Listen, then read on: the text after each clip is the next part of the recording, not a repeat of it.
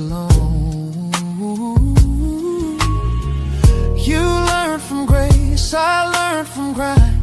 Different lessons, same fight for the mind. Couch conversations cut deeper than pride. No filters here, nothing to hide. We question the past, we challenge the now. Trying to figure out the why and the how. Different views, but the same pursuit. Disclaimer: this broadcast is intended for commentary, discussion, and entertainment purposes only. All topics and statements are based on publicly available information, including news reports, social media content, and third-party sources, which may include allegations or unverified claims. The views expressed are opinions and should not be interpreted as confirmed facts. This content is not intended to harm, defame, misrepresent any individual, organization, or entity. Viewer discretion is advised. Same root, different soil. The courtroom, the club, and the comment section.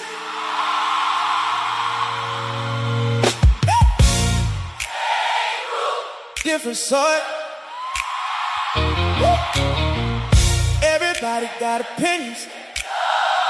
Everybody got turmoil. One gets grace, one gets oil, one gets buried while another gets oil. The courtroom, the club, and the comment section. Truth got lost in the search for attention. Everybody judging, nobody reflecting. Same root, different soil. Let's ask the real question. Who gets protected? Who gets exposed? Who gets forgiven? Who wears the load? Who gets a second chance? Who gets destroyed? Same root, different soil. Let's make some noise. Scroll through the timeline, everybody a judge. 10-second clip and they holding a grudge. Oh, facts move slow, but the narrative fly. Everybody got a verdict before a reply. Karmelo in court, whole world watching. Some see justice, some see plotting. All white jury got folks on it. Trust in the system or question the pledge. One side yelling, this ain't right. Other side saying, let them read the facts first tonight. We don't know enough, but we quick to react. Modern outrage moving faster than facts. Same root, different soil. Everybody got opinions. Everybody got turmoil. Yeah. One gets grace, one gets oil, one gets buried while another gets oil.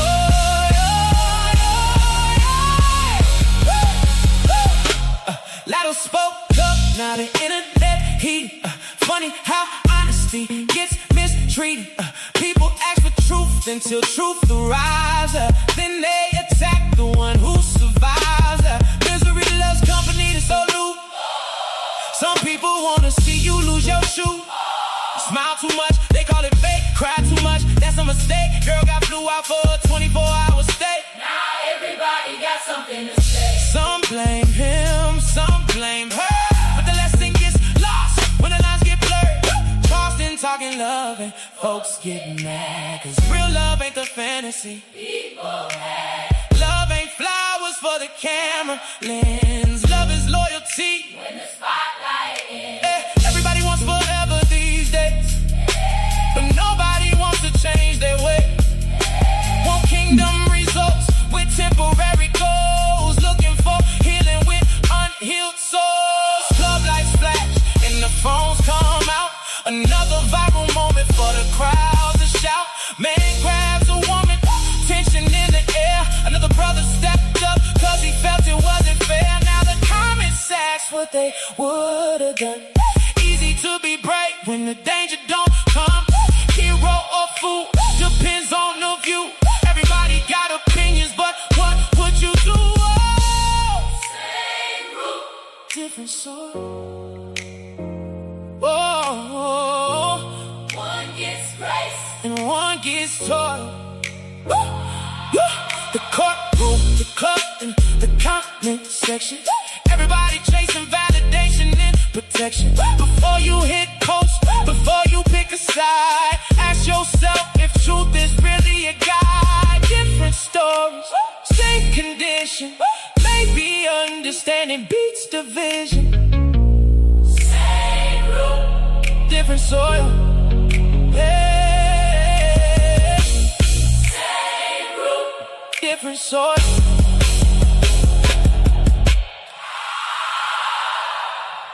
Same root. Yeah. Yeah, so producer Soul on the ones and twos, DJ Soul. Hey, you know how it goes. You know how it goes. Good evening, everybody, and welcome to Same Soil, Different Roots, where the conversations are honest, the perspectives are real, and the stories behind people matter just as much as the opinions they carry. I am your girl, Soft Rain, and of course, I'm joined by souls who I enjoy these conversations with. Now, one thing about Souls, y'all know he's always going to bring his perspective. He's always going to challenge the room, and somehow he'll have you rethinking your own opinion before the conversation is over. And that's really what this space is about. Real conversations, real experiences, real understanding. Because even when people come from the same soil, their roots can grow in completely different directions. We always have 4 segments for y'all. The No Chaser Icebreaker, where we start the night being honest and unfiltered. We got the Divide, where the men and women may see things a little bit differently, or they may realize they agree more than what they really thought. Pressure points, we got those conversations where people usually avoid, but everybody's thinking about. And Culture Under Fire, where we break down some trending topics shaping the culture right now. So get comfortable, settle into the conversation. Let's talk about it. Welcome everybody in the chat that's already here. Make sure you hit that like button. If you're catching this on a rewatch, make sure you hit that. So let us know what you think in the comments. Make sure you hit that subscribe button. Turn on those notifications so you don't miss us next time. So this is Same Soil, Different Roots. Awesome. Also, thank you, First Lady, man. We appreciate it. We appreciate it. As y'all know, man, like Rain said, this is Same Soil, Different Roots, but we were bringing y'all a different tone, different mood for the night. We still talk about things that are serious or a little hot topics, but make sure y'all do the little things as she mentioned. Make sure you hit the like button, make sure you like, make sure you subscribe. Most importantly, we do have a membership as cheap as 99 cents. I appreciate those who are already part of the membership. If you become a part of the membership, you do get to use special emojis that were created by the one and only Soft Rain. First Lady was able to create those. If you look in the chat right now, In Too Deep has already used some of those badges. Take advantage of those things. We'll keep having more and more things for those members that are exclusive. Most importantly, once things get real big, we'll be able to know that you're a member and read your comments first, just like a super chat. Also, man, shout out to everybody who tuned in last night. We want to give everybody a round of applause, man. Last night was big for myself. We did our first play-by-play for the NBA Finals. We will be back tomorrow night. We appreciate all 3,000 people that sat through and watched, 3,066 to be exact, who sat through and watched the finals with us last night. We really appreciate it. We're going to be bringing a lot of sports to you guys this year, so that was just a sample, but we will be bringing Game 2 of the finals tomorrow night at 7:30 Central Standard Time and 8:30 Eastern Standard Time. So thank y'all for that. And, of course, y'all know how we do. By the time we get to Game 7, it'll be more of a production. We'll have more things included into it. But right now, we're just kind of doing our own version of a play-by-play. So shout out to everybody who tuned in, man. But we're going to start the show off with the one and only, the icebreaker. This is an adult icebreaker. So if you got a glass of wine, if you got a shot glass, if you're going to be like me, taking shots of your smoothie or your protein, whatever you're going to be doing, make sure you do that. We actually have something new for you guys tonight. We will be showing a video for one of the icebreakers after the third question. So just to bring a different viewpoint. And then shout out to everybody who was here Tuesday night. Man, y'all went up, man. Y'all went up about that child support. Yeah, we had a good conversation on that. Yeah, so shout out to everybody who came in, all the new Mhm. subscribers. We were able to gain off that Oh conversation. yeah, definitely. So I think y'all will like tonight's show as well, man. But we're gonna go ahead and get started with our adult icebreaker called No Chaser.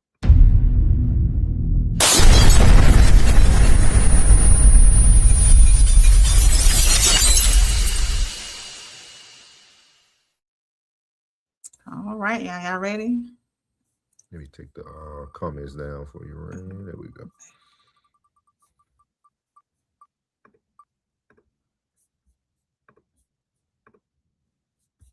Ooh. What happened to it? There it is. Is a work husband or work wife disrespectful?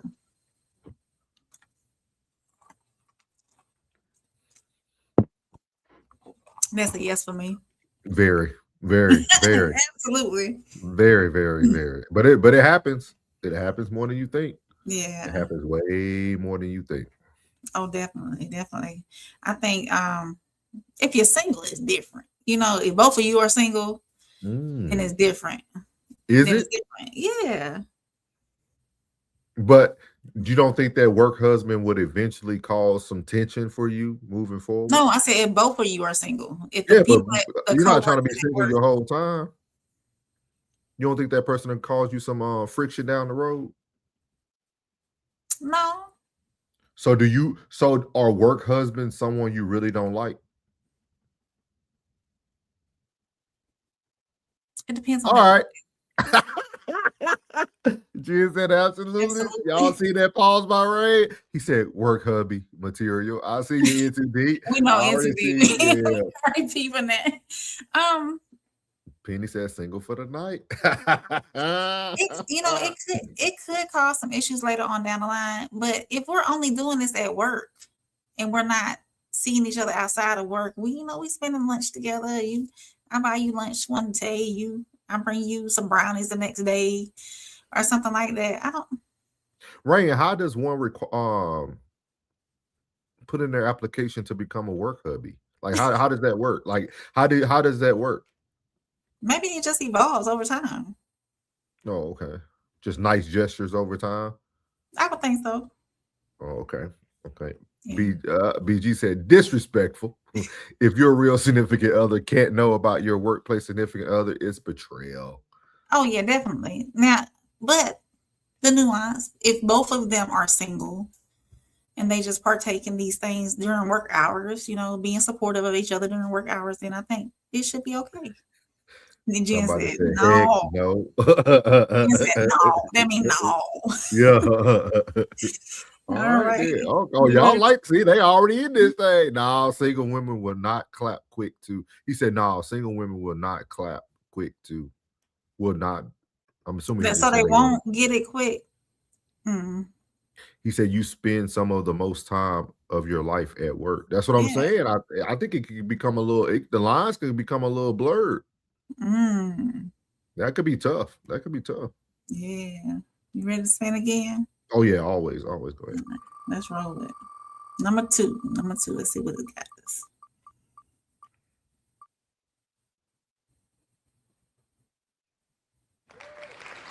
Is checking your partner's phone ever justified? No. Next question.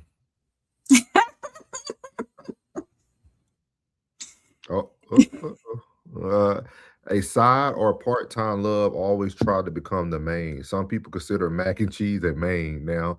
Yep.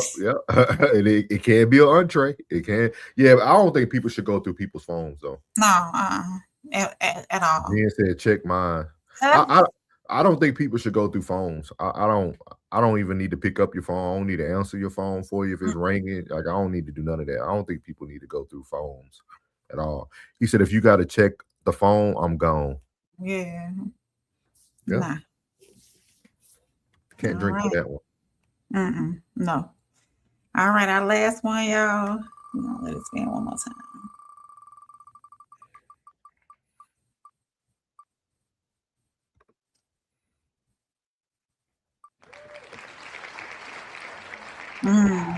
Would you leave someone over bad communication alone?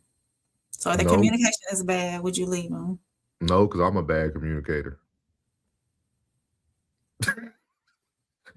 No, like I'm a bad communicator. So like I like, and when I say a bad communicator, like I'm not like the over talkative person, and we ain't gonna have all these intimate conversations all the time. So like, if that's what you need from me, I'm not the person for you. Like that's every now and then you might could get 1 or 2 out of me. I probably 1 or 2 a year, but like other than that, like I just want peace. I just want peace. Now for you, you probably would need a good communicator because you need a title. I need assurance. Well, you took your sip already? You don't need communication alone. You just need insurance. I wouldn't leave over bad communication alone. Oh, okay. I would have to realize and know, especially if he's a good man, a good person, you know, and I'm being fulfilled everywhere else. You know, of course, nobody's gonna be perfect and check all the boxes, but if I have to lead the communication, I think that would be something that I would just have to, you know, compensate for somehow. But I'm gonna give women a cheat code today. All right, I'm gonna give the women let me write it down.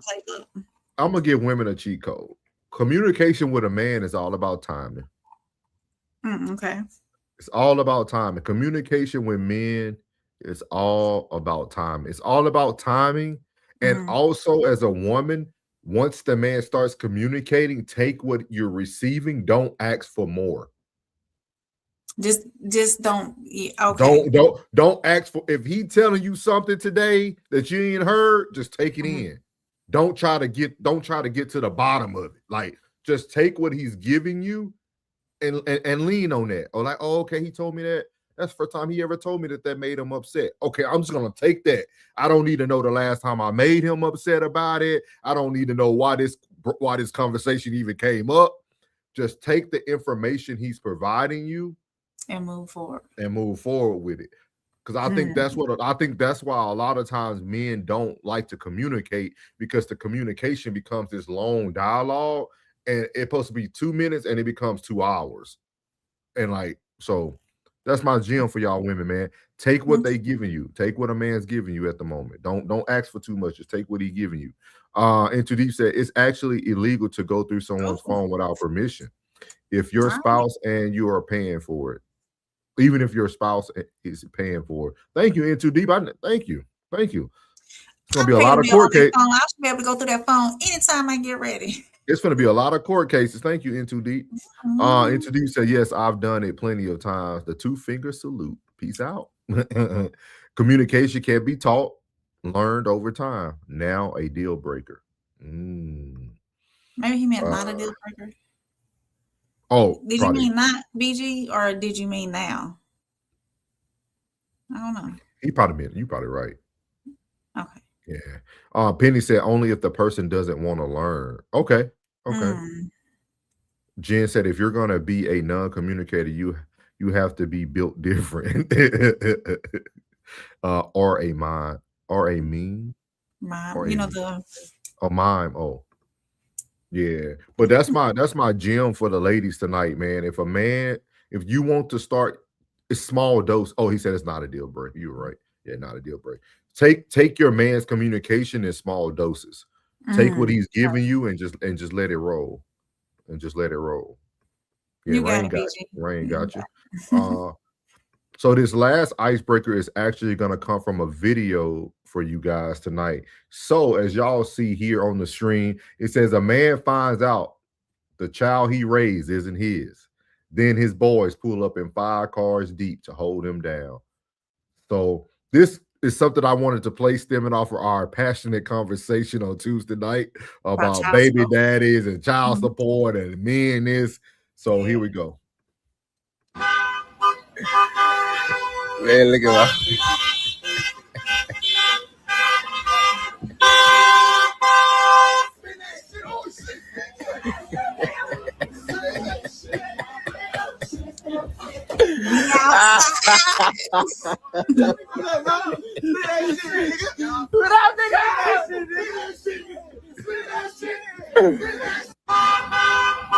So they're telling him to spend that ish. Spend that money you've been throwing on.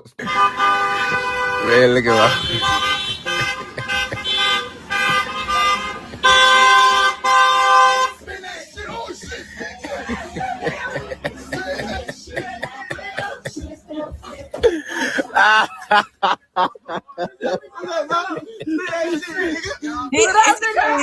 Miami.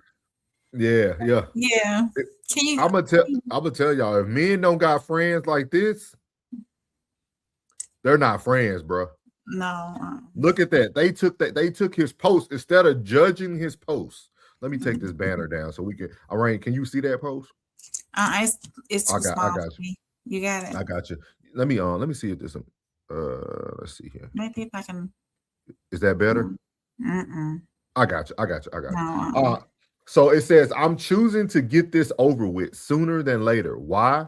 Because the support and love was so thick and genuine. As much as possible, don't want to experience too many more congratulations or house baby girl and all this type of love. But man, little shorty, not even mine. Like, dog, this ish whack. I grew an attachment to her quick. There every day, overly being daddy, like a daddy should. And this heartbreak ain't got ish to do with the moms, because I only ever was just effing her. And it wasn't that many times. Never wanted that type of relationship, respectfully. So this is a young man who's literally saying that, hey, me and the girl was just kind of having intimacy, but I did grow an attachment to a child, and he was holding a child down like it was his own. And that child, because the clickbait make you seem like it was a baby that was put on him until you read it. That's what I got from it too. You did? That's what see, he said, I'm choosing. Yeah, you can pull it up too and read it again. But it says, I'm choosing to get this over with sooner than later. Why? Because the support and love was so thick and genuine. As much as possible, don't want to experience too many more. Oh, you're right. Because it says, I don't want to experience too many more congratulations or house baby girl. Got it. Okay. Got it. So the girl he was messing around with, said the baby was his. So he was got it. Took me a little time, y'all. I'm a little slow today on that one. I'm a little slow on that one. That was my fault right there. What's up, big dog? What's up? Classic in the building. Hey, Classic. BG said paternity test should be required 1 minute after birth. He said them brothers are for real. Yeah, man. So how do you feel about this, Rain? How do you feel about this? Heifer. She a heifer. No, okay, on a serious note, these young women, first of all, don't need to be sleeping around with 3, 4, 5 different guys, or however many she was sleeping, even the 2, and not knowing who her daddy is, the baby, not knowing who the baby's daddy is. It is already tough out here to be a single mama, and then you want to don't know who the daddy is, and 2, you putting that baby on somebody that might not be. That's not fair to the daddy.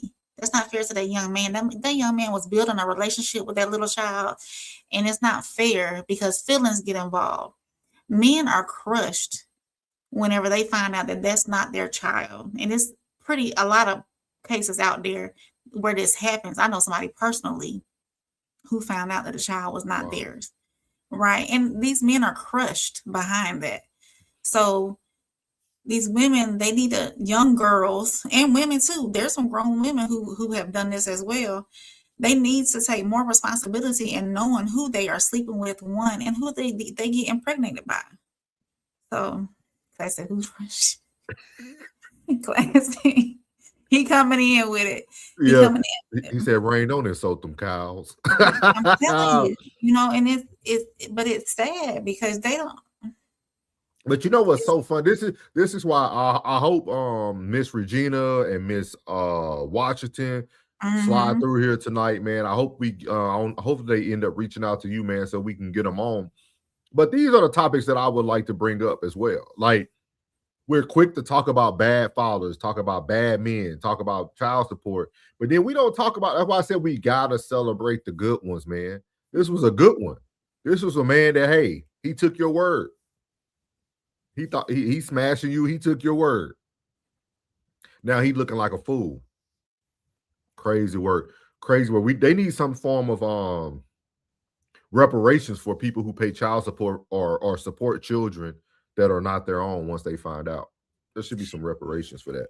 But I also will say, with that being said, these young men, I think the responsibility is on each person. These young men are having unprotected sex with these women who they really don't want to be with. Their pull-out game is weak, and they're not putting condoms on. And even so, condoms aren't 100% legit either. You know, a condom can break. So he said just like, yeah, just like the women should choose wisely, choose their baby daddies wisely. These men need to choose their baby mamas wisely. You know, so. Oh Lord, y'all, hold on, y'all. Oh my God. Look who's in the building. Man, I can't believe it.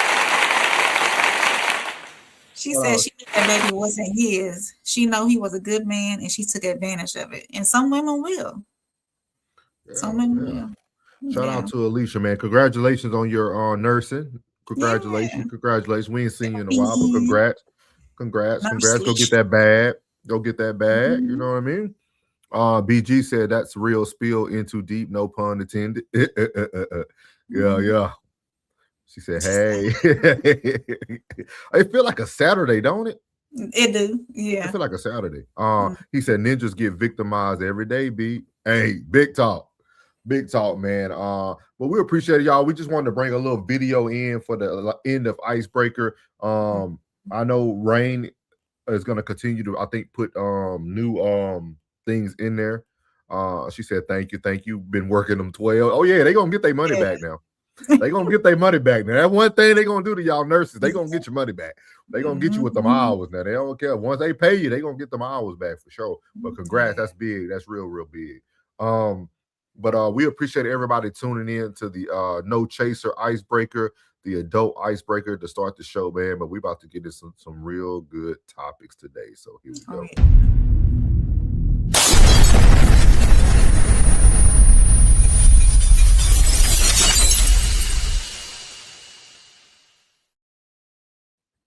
So our first segment tonight, we're going to be starting in pressure points. Again, y'all, most of these videos, Rain chooses violence. She sends these things over. She knows it's going to get a very wild reaction from y'all. So I'm telling y'all, these are Rain. Most of these are Rain when it comes to like these women doing certain things. But we're going to go ahead and start our first segment of pressure points. Here we go.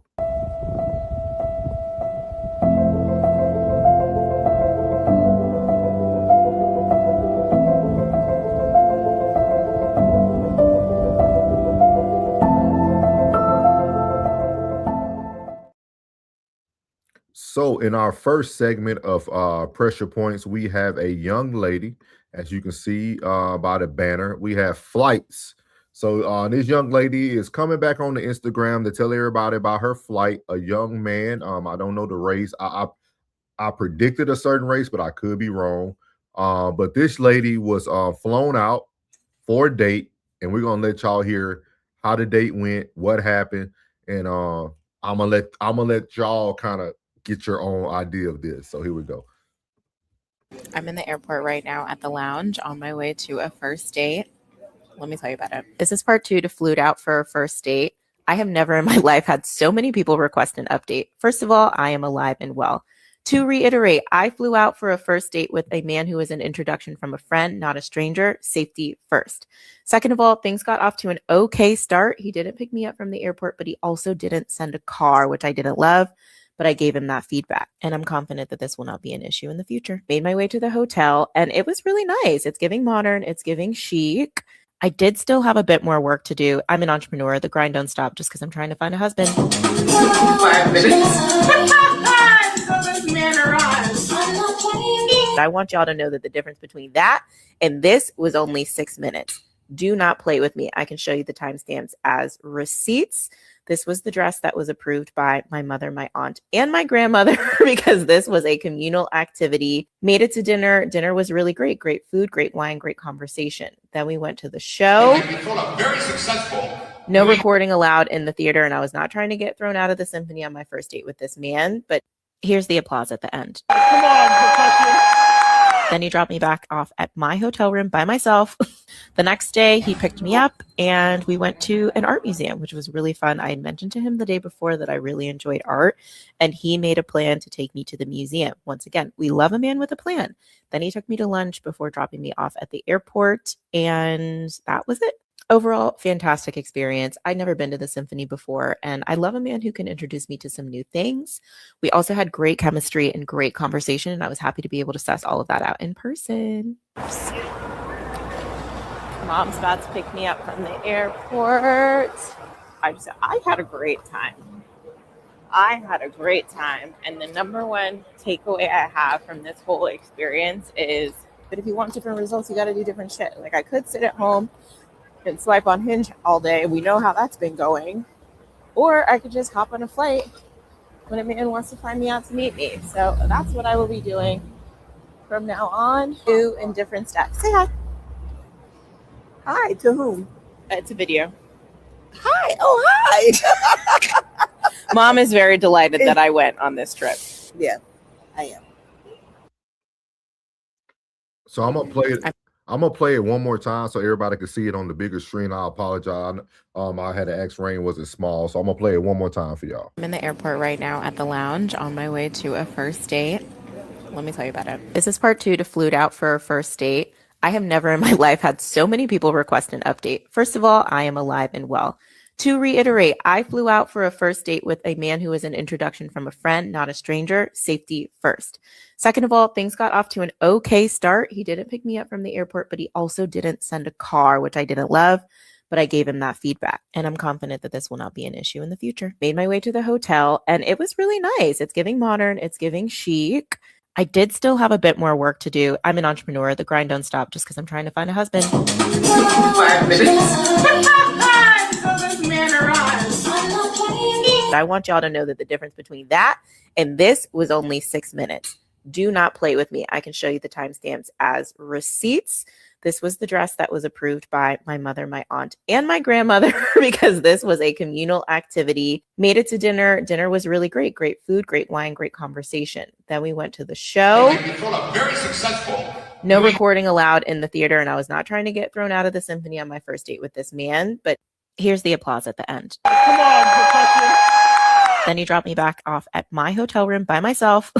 The next day, he picked me up and we went to an art museum, which was really fun. I had mentioned to him the day before that I really enjoyed art, and he made a plan to take me to the museum. Once again, we love a man with a plan. Then he took me to lunch before dropping me off at the airport, and that was it. Overall, fantastic experience. I'd never been to the symphony before, and I love a man who can introduce me to some new things. We also had great chemistry and great conversation, and I was happy to be able to suss all of that out in person. Mom's about to pick me up from the airport. I had a great time. And the number one takeaway I have from this whole experience is that if you want different results, you got to do different shit. Like, I could sit at home and swipe on Hinge all day. So I'm gonna stop it there because we went big on the end of it, so y'all were able to see it. So the chat already going crazy. Yeah. Ray, I'm gonna get to you. I want you to go first, and then I'll go, and then we'll get to our great chat. Why? My first thought, listening to the whole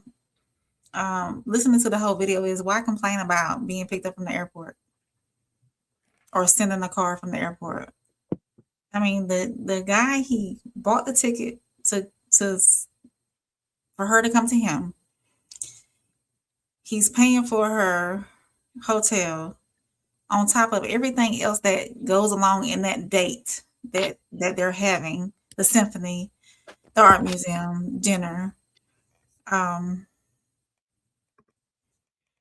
How that's my take on it. How can she even complain about him not sending her a car But do or you picking her up from the like? airport? But how do you feel about like the whole overall though? Like, do you think this is something men should be doing?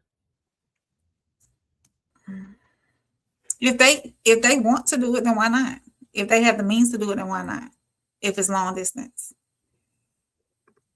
Why do you think women can't find someone locally? I'm not, you know what? I don't know. Everybody It's just married some where no, I'm at. no. You should let me know. It's a good question, right? It's a good question, yeah. Yeah. If you the one, like Mhm. because she made herself sound very the one.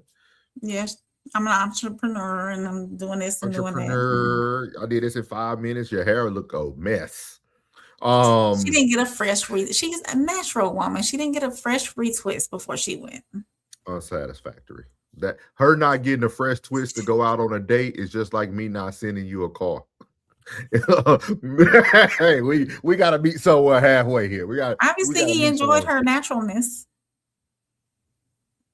So I told Rain, I think it was a white man that flew her out. I don't know. I don't think it was a black man that flew her out, took her to the symphony, what is it? The symphony. Symphony to the symphony, and then also did the museum the next day before she left out. And I'm gonna tell y'all something. That's a red. I seen a red flag, and I could be somebody just picky. You see everything those souls. You see. But her and her mom's relationship to me will be a red flag. Why so? She said my mom and my aunt, all these older women picked out your dress. You're telling them everything that's going on. Like it was a lot of validation seeking, and then she even said my mom was happy that I took this date. Like it seems like mom is already seeing your shortcomings and she's trying to push you out there. Like she's trying to get you out there. To me, that's a red flag in my opinion. That's just me. I'm not saying you shouldn't have a good relationship with your mother, but just sometimes the level of the relationship to me could be almost very red flag-ish, if that's a word. She said that her friends set them up. So it's not like she didn't know like his circle of people and he didn't know her circle of people. So I don't know. Let's see. I'll let you hit these comments. Okay. Penny says she won't be invited back. And Tudy said, I bet you there's not going to be a second date. I don't know. I'm gonna watch her page and see. Yeah. Classy said, no way I'm doing that cheeks free. But he didn't, according to her, they didn't clap cheeks. She went back to her room that night after the symphony. So I believe her.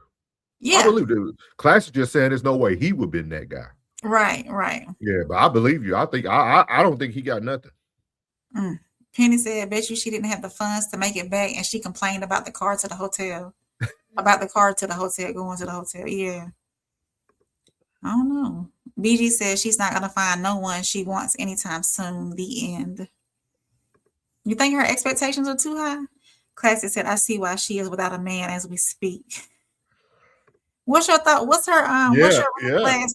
Tell me what it is. She natural, she's not overly makeup and her hair is natural. Penny said, I'm sure she thinks her value is now based off of this experience. Say that loud. Say that for the people. Because she's going to expect this from now on if she dates more. Rain is picking up what we put down lately. That's why I keep telling you, Ray, it's the men's fault. Because the next one they come along, she's like, well, it's a dummy. No. It's a dummy born every day. You can't find me out. Oh no, I can't come. No. What made me think it was a white man, Rain, was when she said we had that conversation and I don't think that'll happen again. I said, oh yeah. Because you can't say that about a black man. You ain't gonna talk to no black man in that tone. No. That black man would have had you at that hotel. Y'all would never went out to eat, and you would have found your ticket back home. And Too Deep said, Little Penny, he didn't ask for cheeks. He didn't. Mm-mm. And Too Deep, he wasn't interested. Do y'all think that though? That since they didn't make it to second base on that trip, that he wasn't interested in her in that way? Do y'all think that he would have tried? This is my true opinion. Now, he probably was attracted to her in that way. Maybe she wasn't attracted to him that way. Yeah. So I'm going to tell y'all something. We all too old. Yeah. To play these games. You flying, we smashing.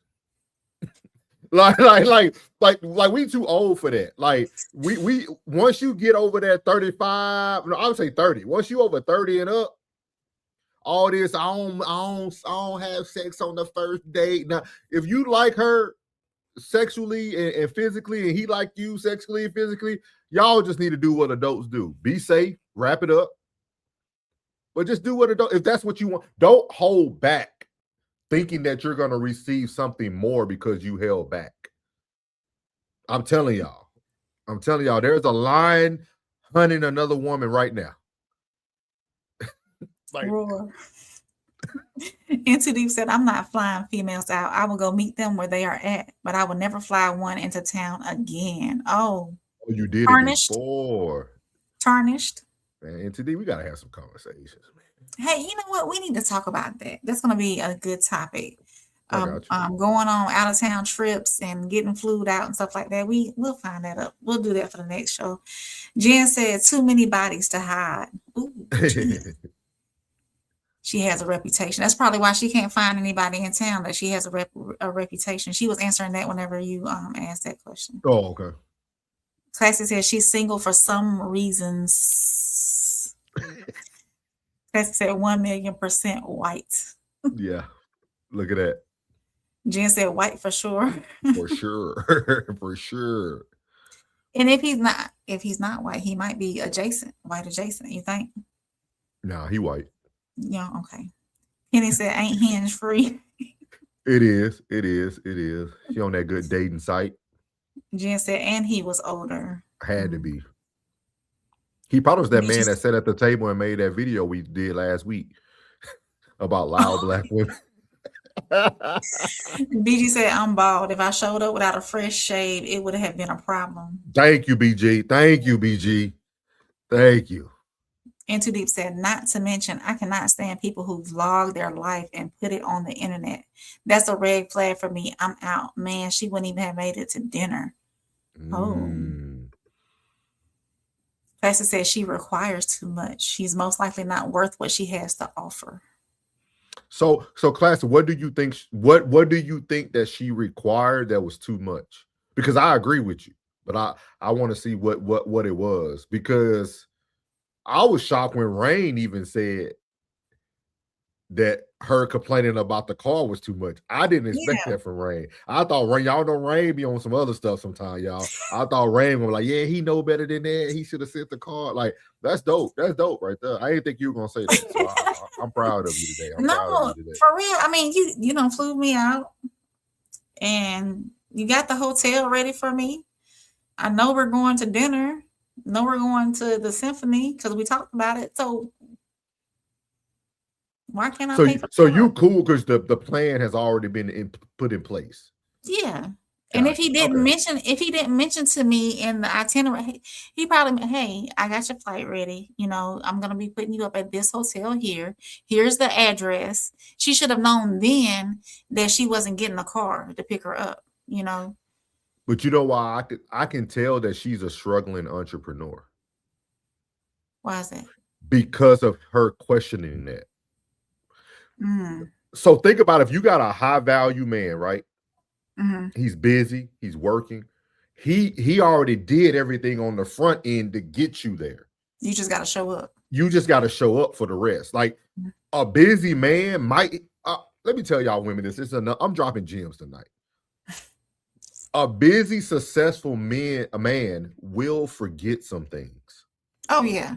Not intentionally, just trying to get through his day. Like sometimes a busy man that's moving and grinding, he going to forget some of the little things that you might require But look at the big picture. He got me a flight.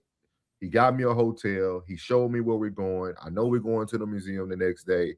Like, boom. One thing. He missed one thing, and you complained about the one thing. So if you're going to complain about that, I already know what the rest of this relationship will look like. I can never do enough because you every single thing. You're insatiable. Yeah. Hey, Sko, welcome in, Sko. He said TWR and put the umbrellas in there. Classy said, if a woman isn't at least struggling with letting me up to the room, she doesn't like me. Someone has already smashed with no effort. Sko said, no lies told, souls. Thank you, Sko. Penny said, even if it's a Spirit Southwest special, tickets you smashing. Oh, so it don't matter the level of tickets. She was probably expecting first class too. I wonder if she flew coach business or first class. Really? Skull said, I'm definitely not flying anyone out. I'll come to you. Classic said, everything she got was more than she's worth. She should be nothing but grateful. Absolutely. I agree. Penny said she didn't contribute anything to the date. She just showed up. Her presence. And some women think like that. My presence is enough, You agree with unfortunately, that, right? No, absolutely not. Okay. We just got to know where you at. Okay. Oh, yeah, go ahead. Code Classic said she's speaking like it was an expectation. She will be an ungrateful woman forevermore. He will never be able to satisfy her. I agree. And Too Deep said the reason why I would never bring a woman into town is because if she can't find a man locally, don't bring her out to the big old city that I got, because her eye will be wandering. Trust me. Thank you, In Too Deep. He also says she has a horrible executive assistant because I'm pretty sure he didn't do all the planning. As a person who's worked for those type of dudes, I can tell you. Yeah, I thought too. And Too Deep said men who have that kind of status to fly a woman out and not get no cheeks. Yeah, his assistant is horrible. You think so? It's the assistant's fault? So that's who you blaming it on? So say, especially if you fly them to Chicago. Man, shout out to y'all, man. Shout out to y'all for that first pressure point, man. That lady was flying out. I'm sure Rain will do her due diligence throughout the next few days to see if she gives us like a recap on like where they are. I think that'll be a great recap either for our show or we can bring it to y'all on No Middleman, of course. The BG says she would have had one-way ticket until I was relieved. Hey, don't give out your tips. Don't give out your tricks, BG. You listening. They be lurking. Women be lurking. So we're going to move on to the next pressure point today, y'all. This actually comes from a interracial couple, Jenny and Dre. There was some very unique conversations here, right? Dre, her husband, was speaking about a female friend group is a reflection of who you are. Thought it was very interesting. It's a lot in this. We probably do the rest of it on No Middleman, or maybe me and Rain will bring y'all a part 2 of it on here. But it was a lot if you keep watching it that they kind of started talking about. But I did hit them up, Rain. So hopefully we can get them on, guys. They're like they're a new platform, but they got like a couple of successful business and stuff like that. And they started doing a podcast now. So we're going to let you guys listen to this, what the husband had to say to his wife here, and we're going to talk about it. Let's go. That's what everyone is trying to do. So, like, y'all can be tough all day long, but I already know. For sure. Next topic. Miss Jenny is going on a girls trip, and she is about to go get it in. And taking shots. She's going to be getting it in on a girls trip. But one thing for sure, I think that when you allow your wife, or y'all have a discussion and she's going on a girls trip, or you're going on a guys trip, but we're going to talk about the girls trip. It's the reason why I have no problem with my wife going on a girls trip. She's not going overseas nowhere on a girls trip. Never. She'll never in life be able to do that. Which you're going to have to argue with them because they really want to go to somewhere. But one thing is, they have husbands, and you, my wife, I don't give a damn what they talking about. Yeah. So my wife is never going overseas on a girls trip unless I go with her. I could pack you in my bag. So that's never going to happen. So y'all can kiss that one goodbye. State to state, we'll talk about it, depending on where they're going, type of things. I've never wanted to go to Mexico without you. That's for sure. Yeah. So I think when your girl is planning a girls trip with her friends, I think to make you feel more comfortable, you have to know her friends. Yeah. You have to know who she's hanging out with. Even if they're married, you need to make sure how their relationships with their spouse is when you are letting your wife go on these girls trips. Make sure their covenant with their spouse is strong. So there's no way that the girl group can get infiltrated. Because regardless of what people say, birds, you whoever you hang around. I mean, you show me who you hang out with, I can, show you how things are going to be. Like if there's nowhere in history where there's been four girls that were hoes and the fifth girl was not one. I disagree. Like I disagree. I just disagree. There's nowhere in history. I'll put it this way: if there's four girls, I had some pretty slutty friends. No, you're not understanding. I bet you everybody thought you were a hoe too. I mean, they might have thought that, but they couldn't prove that. That's the point. Oh. I'm saying there's nowhere in history where it's been four girls that were hoes and there's been one that was a saint, that the people didn't think the one that was a saint was not a hoe. That's a different story. So we're gonna stop there because they do give you some details, but to have the conversation with more nuance and to get everybody involved. What is y'all thoughts about this? What is your thoughts about this, Rain? Do you agree with his first example that if Rain got a group of girls and y'all all, if they're all considered 304s, are most men gonna think that you're a 304 as well? Birds of the same feather flock together. That's what Penny said too. Yeah. So, I don't know. Let me ask the man that. Is that what they're thinking? If you got 5 friend girls and y'all are out and about, and 3 to 4 of them portray those 304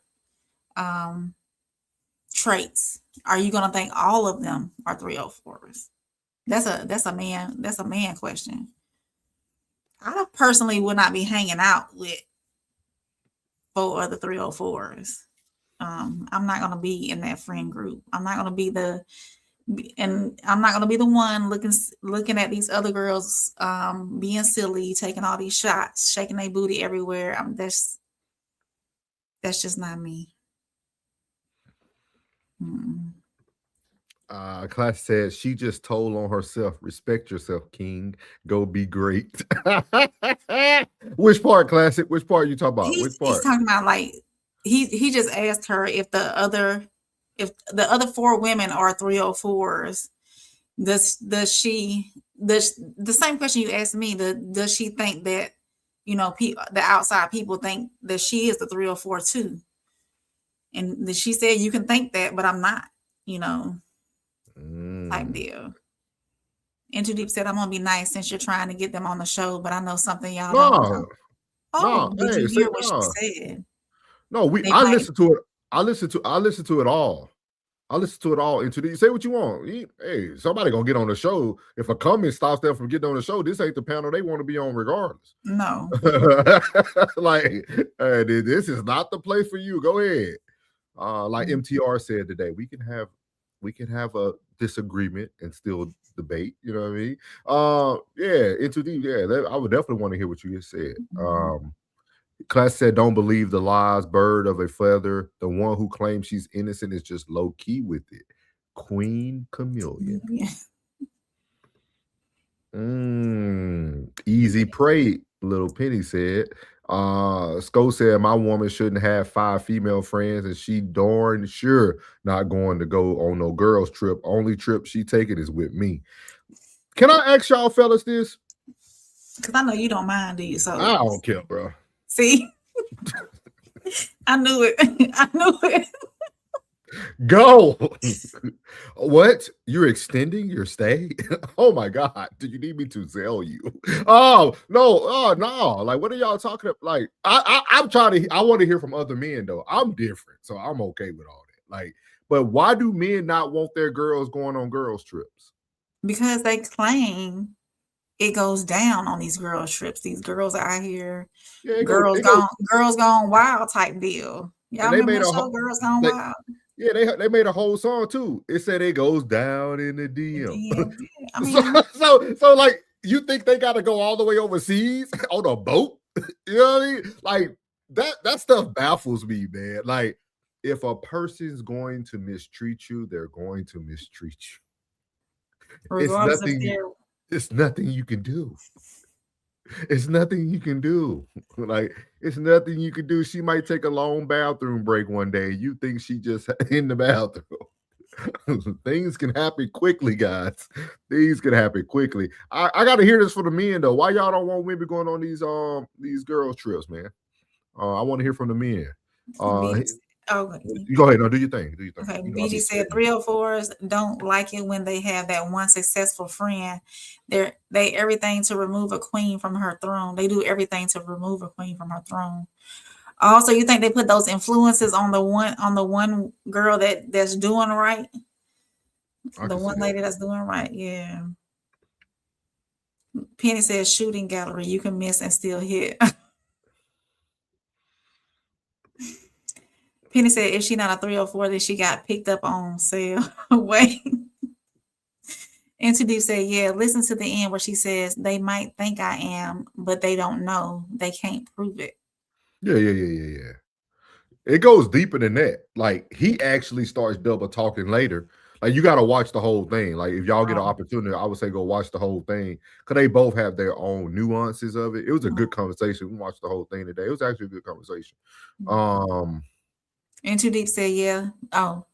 No, you read that one. Yeah, you read that one. And Too Deep said, that right there is a red flag to me as a guy who goes after a group of girls like that who's married. My aim for the easy one. Wait a minute. Can I read it again? Because my blondness came out. And, y'all, I was born a blonde. That right there is a red flag to me as a guy who goes after a group of girls like that who's married. So you going for the married women who going out on these girl trips? Did I read that right? Am I reading that right? He said that right there is a red flag to me as a guy. So him as a guy who goes after a group of girls that's like that who's married. My aim for the easy one. I'm assuming he's saying that he goes out for the married women who out here on these girl trips. Is that what you're saying? In Too Deep. That's what it sounded to me. Penny said, I'm not concerned with the trip, just the company. Oh, she can go, but it's just the company she keeps on these trips. Sko said it definitely goes down on a girl's trip. I beg to differ. Sko said they had a whole movie and showed you what goes down on a girl's trip. They did.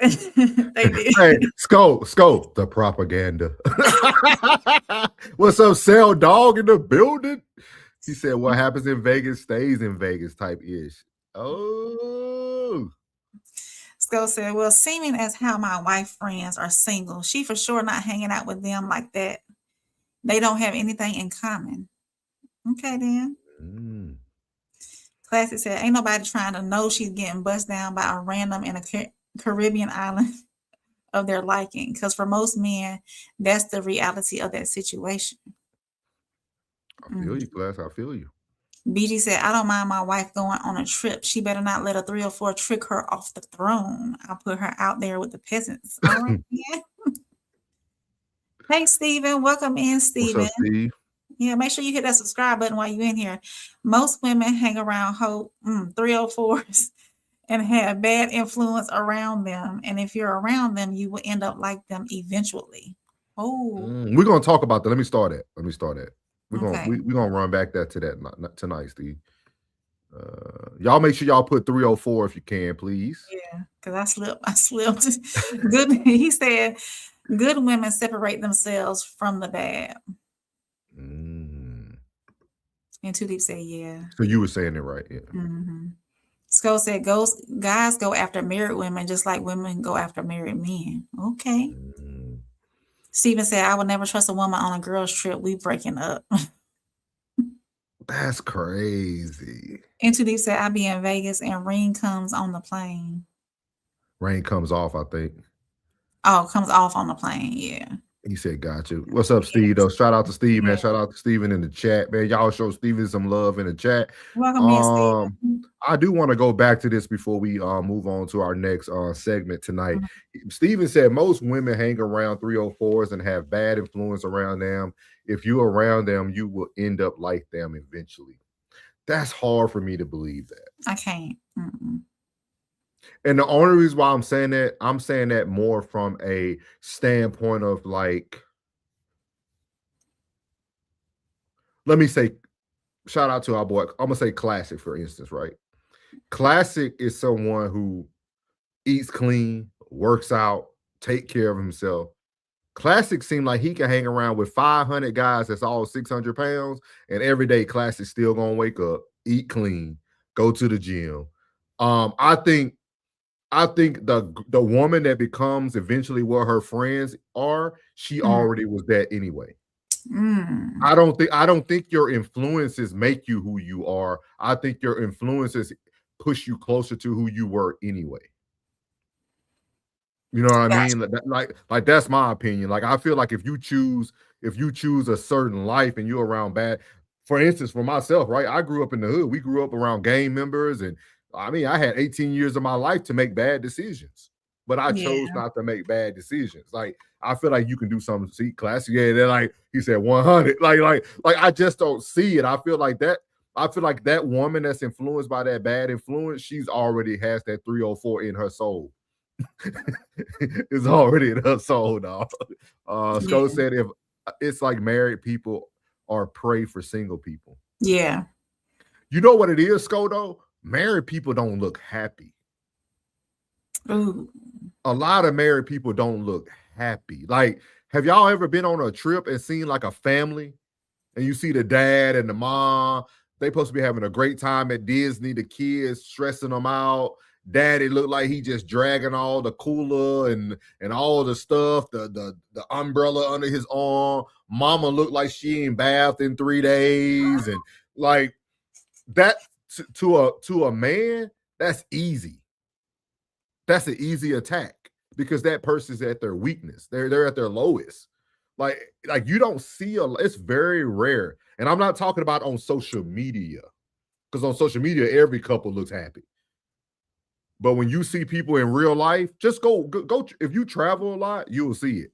You travel a lot, you'll see a lot of families that look like the man and the wife and the husband look like they just going through the motions. Like, here we go again. We got the Disney trip. Yay. You know what I mean? Like the dad got the kids putting sand on him. He just tired. You know what I mean? Like he's still getting emails from work. Like it's a lot, man. It goes back to the coffee shop too. The coffee shop when he came in there with the wife. Yeah. Routines, man. Penny said they hang around them to relive the days of freedom because they 1 foot out the door. Thank you, Penny. Yeah. Shout out Steve. Steve said I've seen it so much with bad influence. What bad influence can do. Yeah, I agree with you. I agree with you that influence can influence a person. But I feel that if it influences them, they already have it within them. They already have it within them, man. He said facts. Into Deep says just some friendly pushback. Let's say you had a group of guys who all did the candy that goes through the nose. Would you hang out with them? Yep. Absolutely. You would? Yep. Yeah. What somebody chooses to do recreationally on their own time don't have nothing to do with me. Like, why would I like? It's not affecting me. It's not like I'm in the bathroom with them. Like, if that's what they do, and somebody like, man, I seen your homeboy, and they okay, we out here having a good time, man. Like, we out here having a good time. And I in too deep. I know you know this because you said you grew up. You know, I keep telling y'all, I went to a magnet program far out from home. My white friends turned up. they turn up. Like, you know, that candy was a recreational thing for them. Like, so like I don't. He said, I'm with In Too Deep. I can't agree with y'all on that one. Steven said, I don't keep them people around me for a reason. I hold people accountable. I have standards and I have morals, which many people in today's world have lost. I agree with you on that statement. Steve. Class said you have to deal with women that genuinely don't want to be in the streets. Watch how she moves as a single woman if you can. That's a good one right there. That's good. Jim's the daily. Sco said you have a point there because I definitely wasn't as happy in my first marriage as I am in my current marriage. Yeah. Sometimes people could see it on you. You become an easy mark. In Too Deep said I don't go after happily. See? You know how to pick and choose. You gotta watch. Yeah, he said, I don't go after happily married women. I go after the ones that are on their dire need of attention. I know it. Hey, you didn't have to tell me you're too deep. That's the first thing I thought of. I just think of that picture of that unhappy family, dog. I see it all the time. Penny say they not happy because they always looking outside they world. They create it because they're not creating one. Sco said, I see it every day at work. I work at the airport. I see it daily. Yeah, you see it. Daddy be pissed off by the time they get back to the States. Yeah. BG says some people who get married forget to maintain their marriage. Dates and communication, etc., keep marriage easy. Okay. Steven laughing. Yeah. He said, my white homies definitely get lit. Yeah. See, he get it. He get it. Classic laugh. Yeah, dog. Yeah, true, man. All right, y'all. Y'all got to go watch that whole thing, man. It was a lot on that video, man. I'll put it when we clip this up. I'll put their tag in the bottom of it. But yeah, man. That was our pressure points, man. Something a little bit soft to start off the night with. That was pressure points.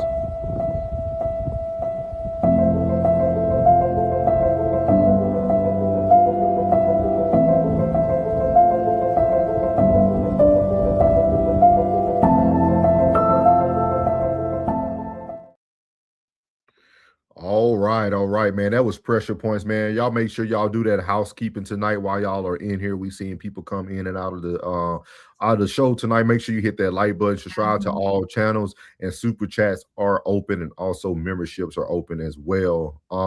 We're gonna move on to some to our divide. Tonight's divide is gonna be a very good open conversation. Would love to hear what y'all got to say about this.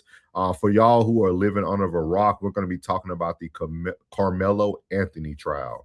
So this is going to be segment called The Divide.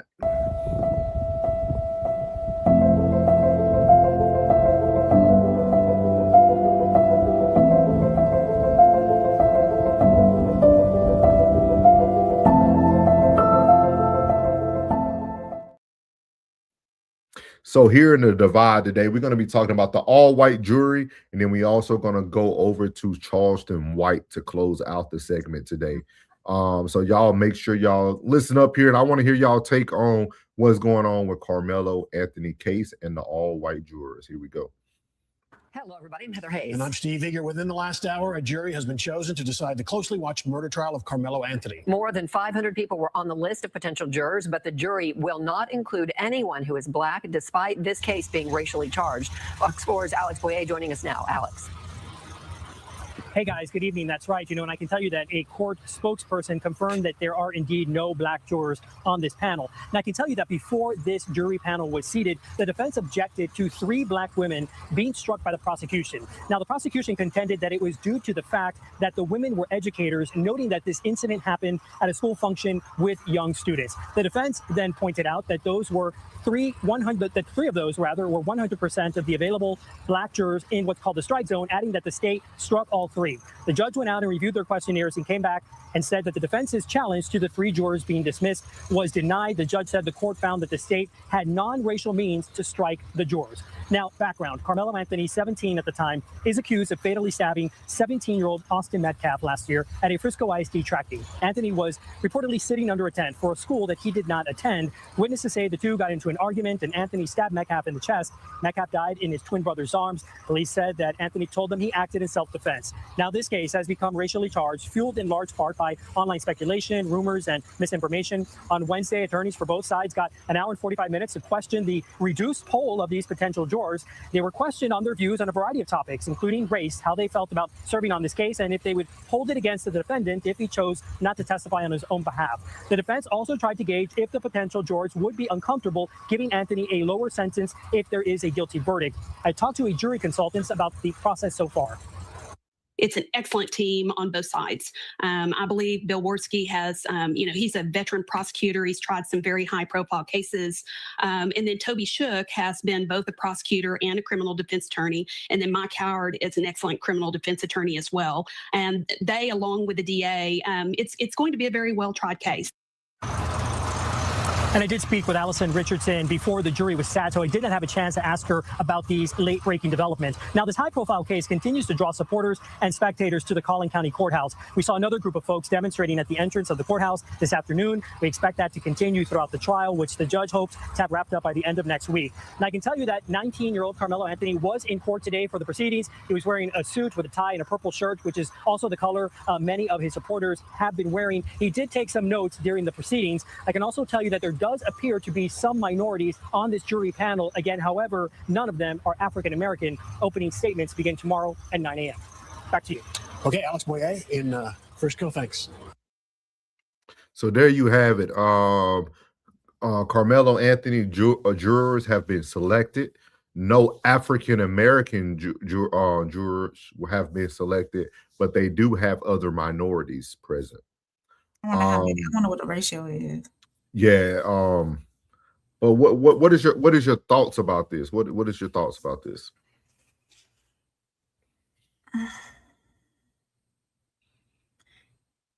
Depending on, I didn't know this until just now about the other minorities being on the jury, but it's not going to sway my initial thoughts. But with that being said, depending on the ratio of white to minority, and the fact that there is no African Americans on there, I think, in my opinion, it's unconstitutional. You're supposed to have a jury of your peers, right? Go ahead. I'm gonna look up some stuff while you. Yeah. So you're supposed to have a jury of your peers, and I think race should be part of that. I'm not confident in knowing, and I don't have a confident feeling that he will be successful in this. In my opinion, he will probably be convicted of something. Of what exactly, I don't know. Maybe he'll get a lesser charge in the meantime.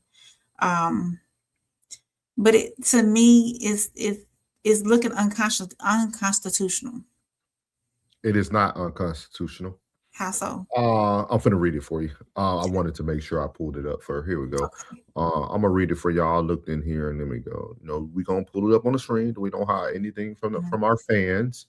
So here it goes. It talks about it right here. It says the United States, the Constitution guarantees a defendant the right to an impartial jury drawn from a fair cross section of community. It does not guarantee a jury made of people of the defendant's race, ethnicity, gender, or background. For example, a Black defendant is not entitled to a specific number of Black jurors. A Hispanic, Asian, Native American, or other minority jurors may count towards the overall jury diversity, but they are not considered a substitute for Black representation. From courts analyze whether Black citizens are systematically included from the jury pool.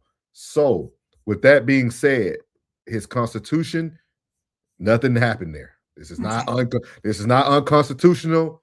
It might feel emotionally unconstitutional, but this is not unconstitutional. And then they beat the whole thing by stating why the 3 Blacks that were there wasn't picked, because of the education system, the background of the whole thing. So again, I'm not picking sides. I'm just letting you guys know that people are very intelligent. And this is why shout out to Classic, shout out to Plug.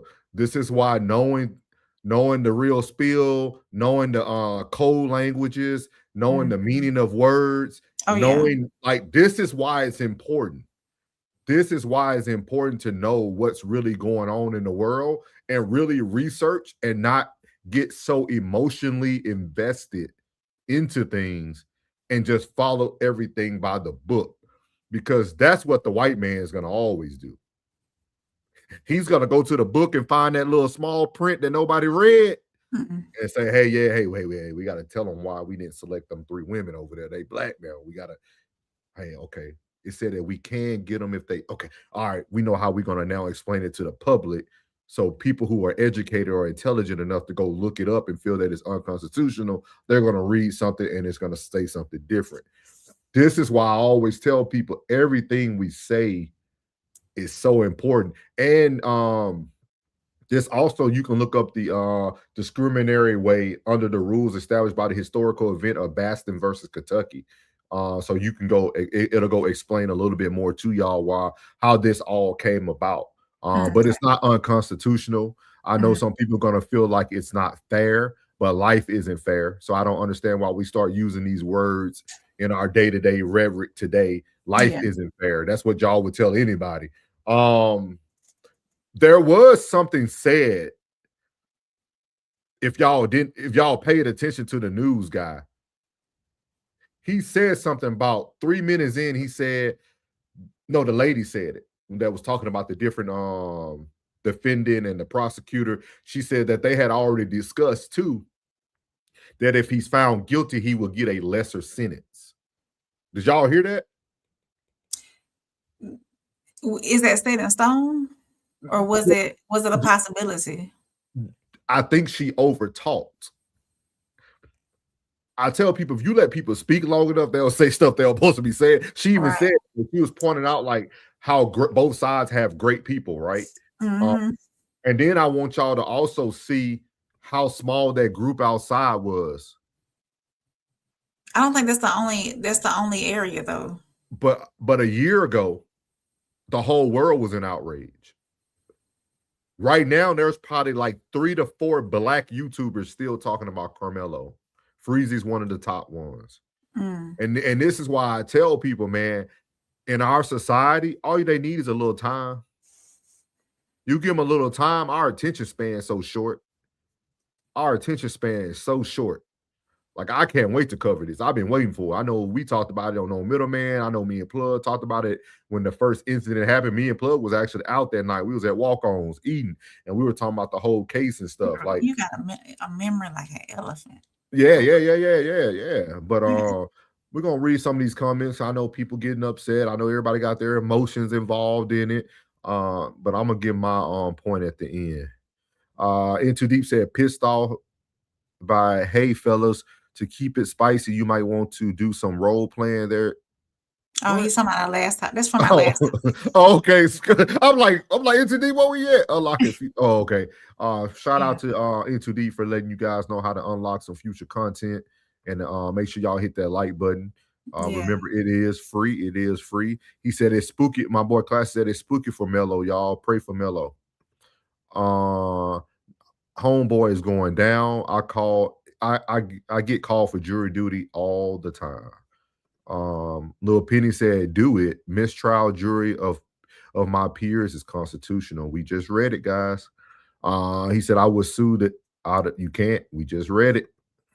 Plug said, not a black on the jury is diabolical. No, it's not. We just read it. Shout out to Plug, TWR, Ray Drop. What's up, Dennis Crowley? Yeah, he said, yeah, he was responding to y'all saying it's unconstitutional. It's not. We just read it. Penny said, doesn't matter. This is on record that the judge is blocking it. Doesn't matter. We just read it, Penny.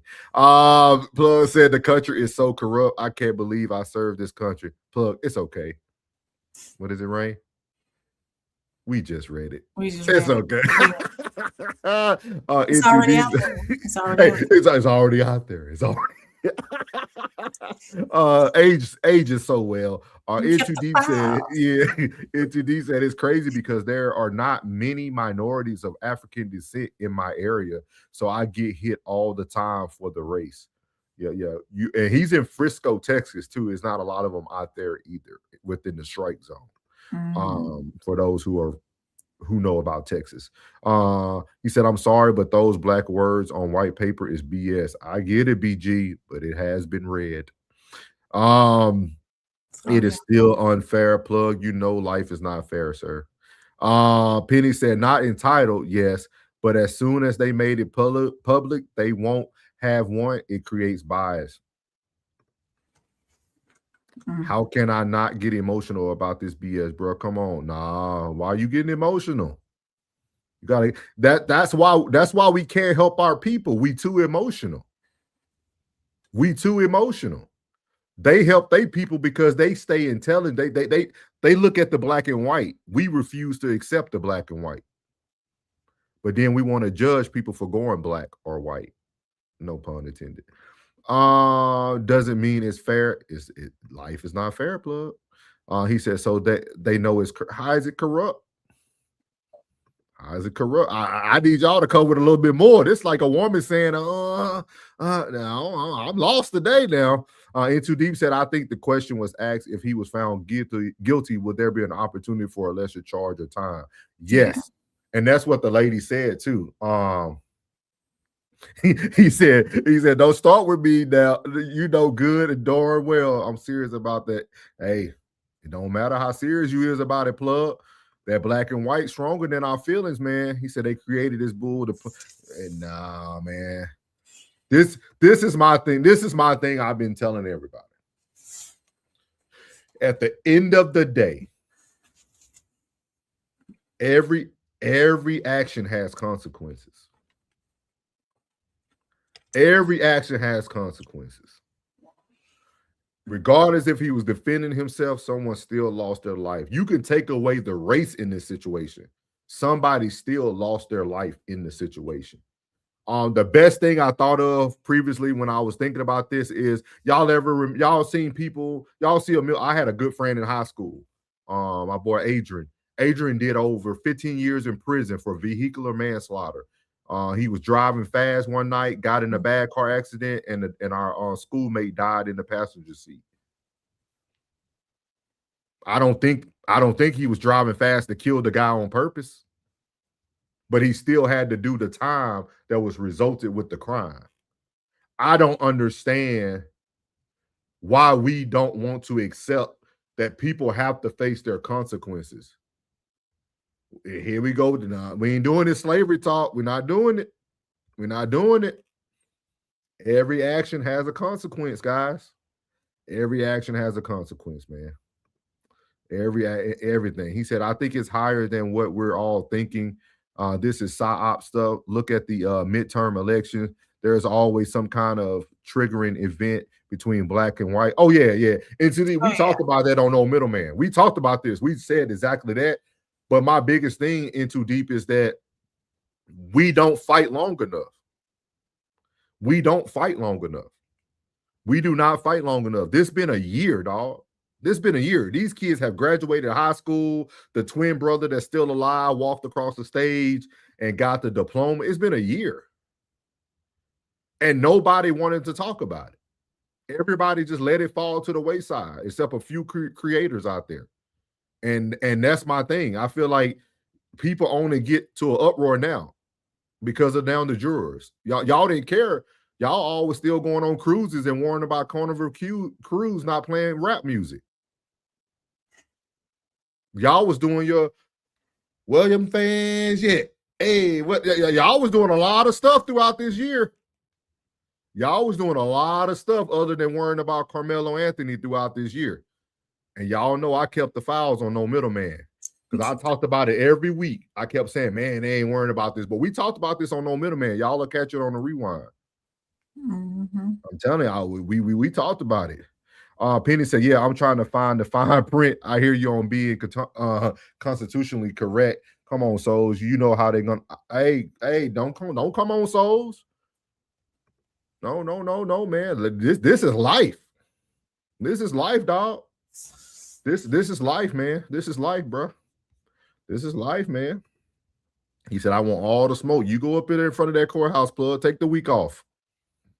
Go stand out in front of the courthouse, plug. Hey, plug, put your money where your mouth is. Take the week off. Go take the week off. Put your camera up and record for Raw Society Coalition. Stand in front of the courthouse every day, waiting on the prosecutor and the defendant to come out. Put your money up. Take the week off. Where's it at in Austin? You said Frisco. It's Frisco. It's like 45 minutes from us. Oh. Hey, take the week off, plug. Take the week off, plug. Hey, show him it's real, plug. Show him it's real. He said, yeah, it said that. He said we don't fight longer. Yeah, He said, I was still, yeah, we know, me and Plug been talking about it. We talked about it on random days. We'll talk about it backstage. But Plug, go ahead and take the week off, dog. Take the week off. Take the week off, man. Go up there and record the whole thing. I think you'll go viral for Raw Society, man. We need it. We need it. Go get that bag.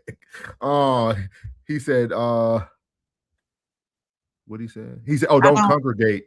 He said, I don't congregate. Where Rain, I had to read what was behind it to understand what was in front of it. That's crazy. Okay. No, not like I'm laughing at myself. I had to go behind it. I was like, where they congregate. Well, there's a whole bunch of people like that, especially on a boat where you can't go anywhere. I went on a cruise once and I'll never go again. I hadn't been on one before.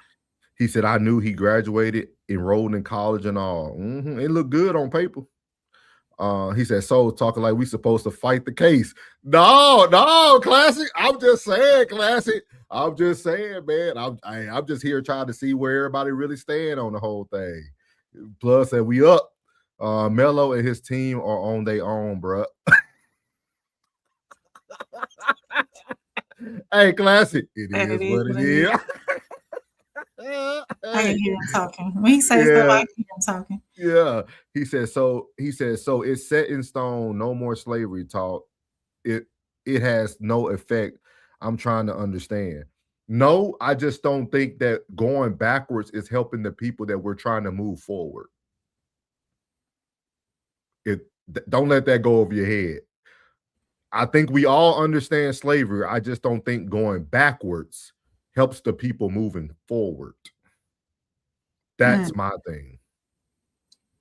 We're trying to talk about slavery with a 17 and 18-year-old child that probably never even knew what slavery was unless their black family taught them in their home.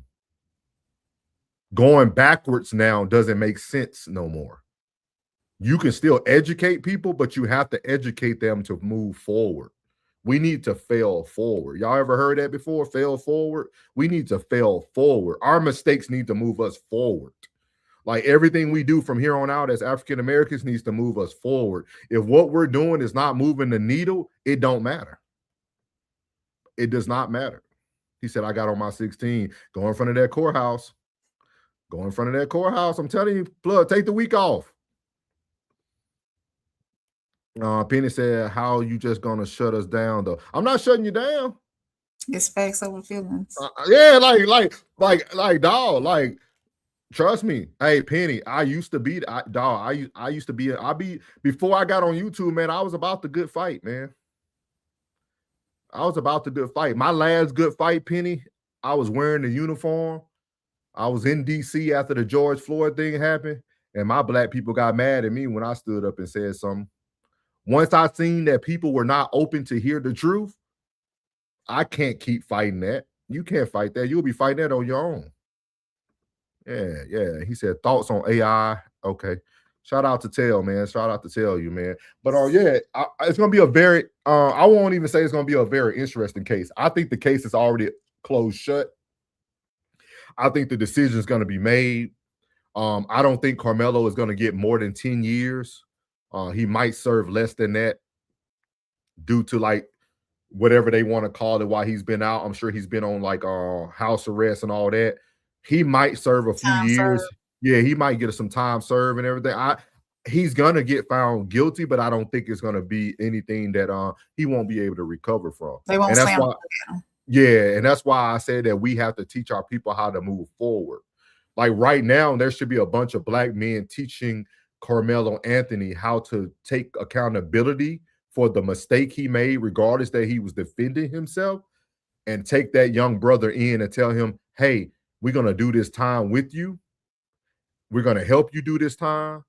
We can support you financially. We can support you physically. We can support you spiritually, have somebody there for you when you need them. We need to teach him how to move forward so that when he gets back out into society, he's no longer having that rhetoric of what everybody continues to push on him. I think we need to show him that he can move forward in society. He said certain jobs don't even accept you, no matter what accomplishments you show just off a bloodline. I feel you, Richard. I feel you. Trust me, Richard. I know a lot, man. And I know a lot of my family who had harsh jail time, dog. I understand, but I think we just got to teach everybody to be move forward, dog. We got to move forward. That's all. That's all, man. Penny said, I'm not saying I don't think he should do any time, but I know there is a microscope on his legal team. Yeah. But Penny, what brought that microscope? They initially picked the ex felon that had a worse history than what they were trying to beat. He said he go to trade school or trucking. He good. Man, I'm moving on, y'all. Classic. I want to see what Classic doing here. Hey, y'all, that was Karmelo Anthony. All white jury. We're gonna keep y'all abreast on this. I'm sure we'll keep y'all abreast on No Middleman. On No Middleman, and also just throughout the week. And so we'll keep y'all abreast on that. So we're gonna move on to the next divide. Charleston White speaks about what love really is, man. I put this in the divide category because I think everybody looks at love differently. And Charleston White is going to say something that I know y'all have heard from souls before for sure. But we're going to let Charleston White talk about what love is before we move on to our last segment of the night, Culture Under Fire. So here we go. That's love. Love is what an individual can take. Not what they can give. What do you mean what they can take? Because love is compassion. Love is forgiving. Love isn't gimme. Love isn't greedy. Love isn't selfish. So most people think if I give you something, you love me. So they become selfish by you giving something. So they learn to love what you do for them. They don't really love you. Right. The people who take things from you, who put up with your lies, who take your attitude, who take your mistreatment when they don't deserve it. Right. Those are people who really love you. Right. Do you think you ever experienced real love here? Yeah. By who? For one, my mother. For one, my mother. Your mother? Your mother black? Yeah, she's black. My mother is the first love I experienced with no conditions. I could lie to her and she still loved me. Intentionally lie to her. Wake up to play on her. Wake up on Friday to lie and say, Mama, I'm going over my friend's house. And no, I'm going to go over that friend's house, but we're really going over that other friend's house to go do something we told our mother we wasn't going to do. Right. Intentionally. Right. If she left her purse open, nigga, I needed $5, and I reach in there and get a $5. When she started letting me have access to the bank account, nigga, I write more checks than what I'm supposed to. She would allow me to write. Right. And so yeah, that's so you scamming your mama. Well, we all learn to play on women by learning. So there, Charleston White talks about what love is. I swear I could have possibly sued him because it sounded like he's saying some of the exact words Souls has said for a few years now. And this is why I really say I feel that love does not exist, especially outside of your mother. So I want to hear what you got to say, Rain. How did you feel about his definition of what love is? I agree. Everything he said. The only thing about it though is why do we stay and why do we continue to love even though we're being lied to, even though we're being mistreated and not taken care of in a way of somebody that loves you. If you know that person loves you. On this other podcast I was watching, and this is taking it back to relationships. I do agree with him on mothering too. A mother's love is unconditional. No matter what, you will always love your child, no matter what that child does. That child can be the worst person on this planet, and you will still love that child. Now, you may see them in a different light, of course, but that's somebody who you brought into this world. As a mother, you grew that child in your body for 9 months. You nurtured and you raised that child the best of your ability. So yes, I do believe mothers do have that unconditional love for their children. But I do want to say this, going over into like the relationship type of love. I believe that men who love women, they intentionally lie to them to keep from hurting them instead of being open and honest. And I think it's backwards. I think that if you love me, you should be open and honest with me instead of continuously lying to me not to hurt me type deal. So, but I think a lot of men deal with that internally, of course. They don't want to hurt somebody they love. And most men who do love their woman, they lie and they keep things from them in order to not hurt them on that level. So, yeah. Okay. All right. I feel like Charleston hit it on the head, and I feel like one of the things that like we always go back to, like you kind of stem to it, like was like cheating or lying, but that mother took that pledge to always be there, right? Most people when they get married, you take an oath or whatever you want to call it. You take your vows to say that you're there for good or bad, death do us part. Like, so you're taking these vows underneath the word, but you don't feel like you have to uphold them because of your emotions with the person that you say is just your partner. But then we'll say the opposite for someone who take the vows of being a mother, for instance, right? Mhm. Like, how do y'all put those two together? Like, how are y'all able to separate the two? Like, do your love have does your love have boundaries outside of your child or the person you create? Like, is that what it is? Like, how does love go from this one thing for this one human being, but then you'll use the same word because love doesn't change, Mhm. but you will have so many stipulations for the other person?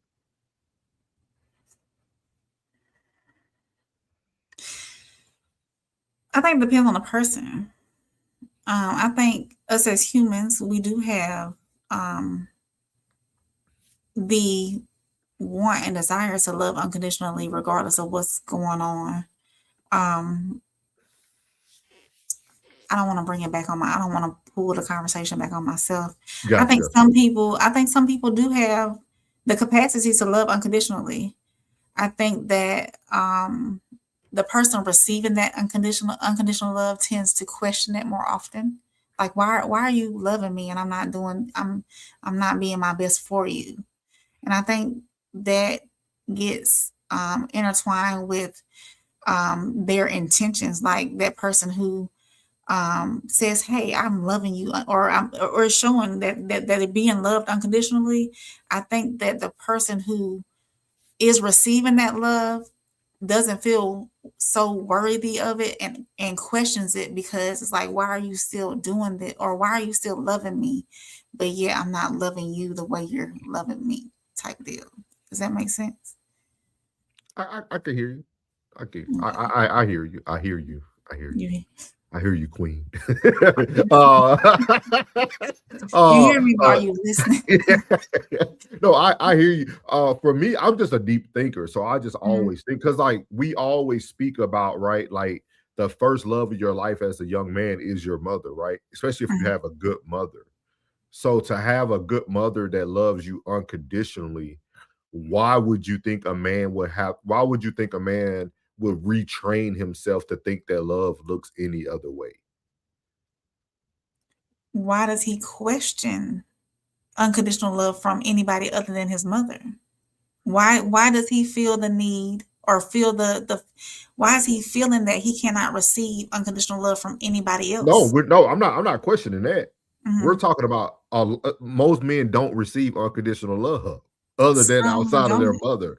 Right. No, because a half of y'all, every woman says, "Oh, leave, you ain't gonna do this too." Like, so you can't say, so like we ain't gonna go down that rabbit hole. So like that's what I'm saying. Like, so if a young man has all these years with his mother in his life, showing him unconditional love, she never leaves his side. How do you think that man is going to be able to recondition himself to now feel that unconditional love comes with the threat of you leaving me?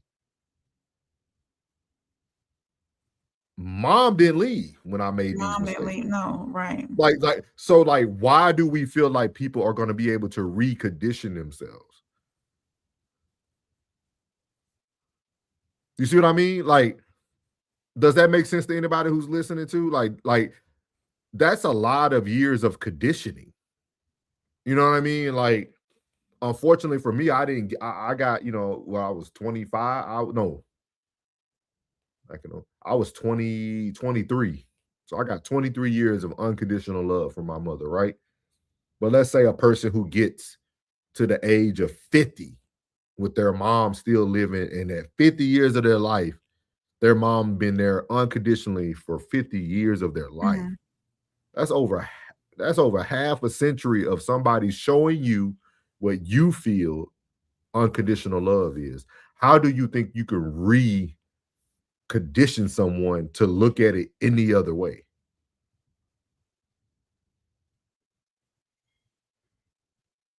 Maybe I'm not following. You ain't got it.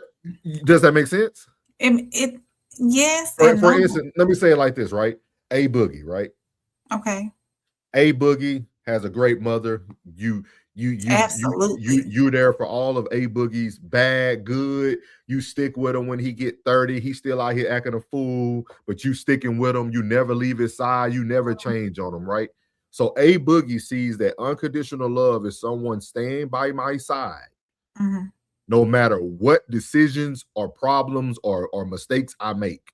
Okay. How do you think A Boogie can then go find a partner who will leave him for one mistake? How do you think he's supposed to recondition himself to say that, no, mama's love wasn't unconditional love, this is unconditional love?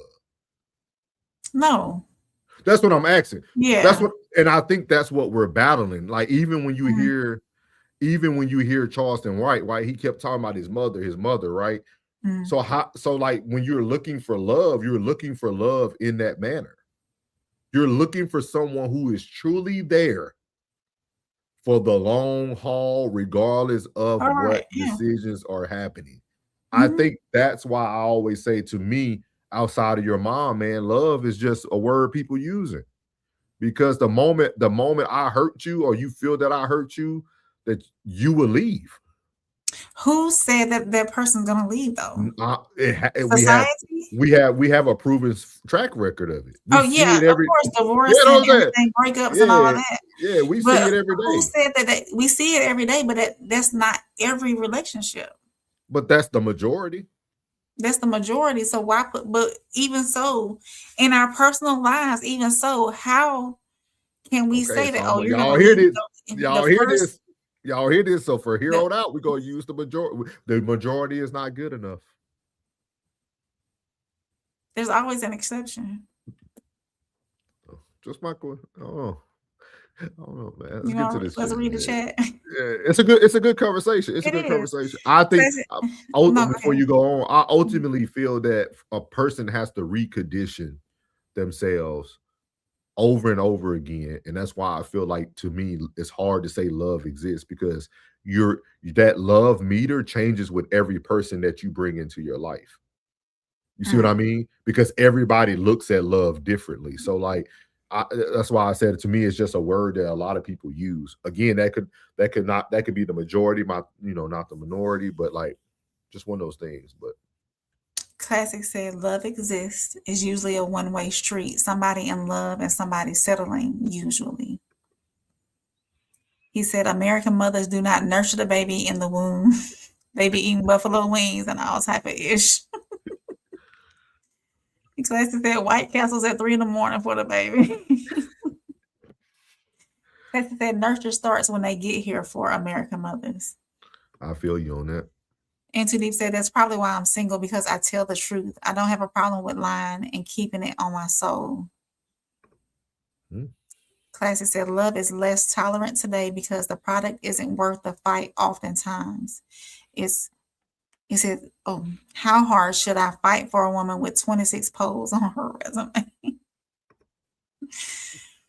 And Too Deep said, but cosmic energy will eventually force me to tell the truth, so why lie? He said, personally, he doesn't need your love. Just respect me because I love myself plenty. Rude Awakening is back. Thanks for checking in with us tonight. You saw me in the chat last night. He said, Judge Mathis, you got lucky with the Knicks game last We'll be back. We'll be back tomorrow night, Rude Awakening.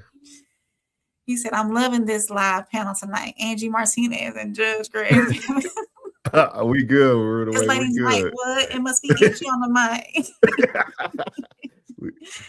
And so he said, I got that. Yeah. Okay. Mm-hmm. Yeah. So that's my question I want to leave y'all with. How do we define love when we feel like we have to recondition ourselves to love differently for each person?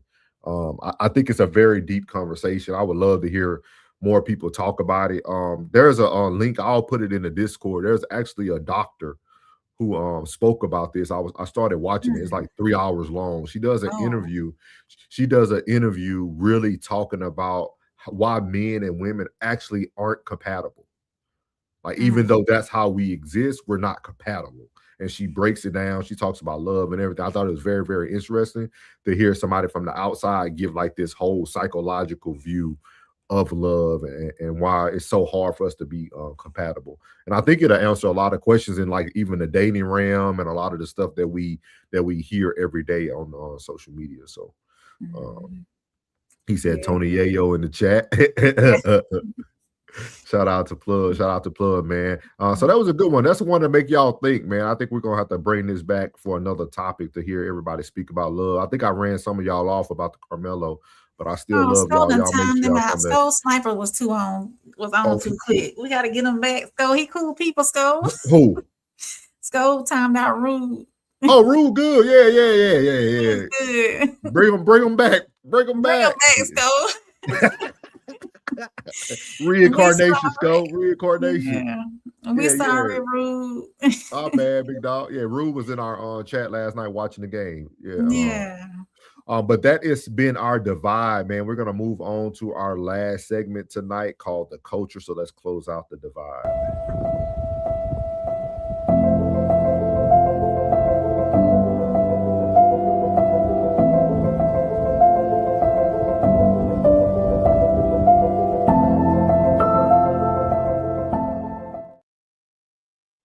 So that was the divide, man. Very deep conversation, man. Very, very deep conversation. Before we move on to the last culture under fire, it says that the same way alcoholics, diabetics can run in your family, trauma is the same way. Take away the color. All of this is science. Can't make the brain 1 + 1 simple. I feel you. He's saying pretty much all of this is based on like the genetics and like the trauma and everything that's filled in. I definitely, he said our snipers don't F around. Yeah, we got to get Rude Awakening back though. We got to get them back. I don't know how we bring them back, but we're going to have to get them back. So we're going to move on to our last segment of the night called The Culture Under Fire.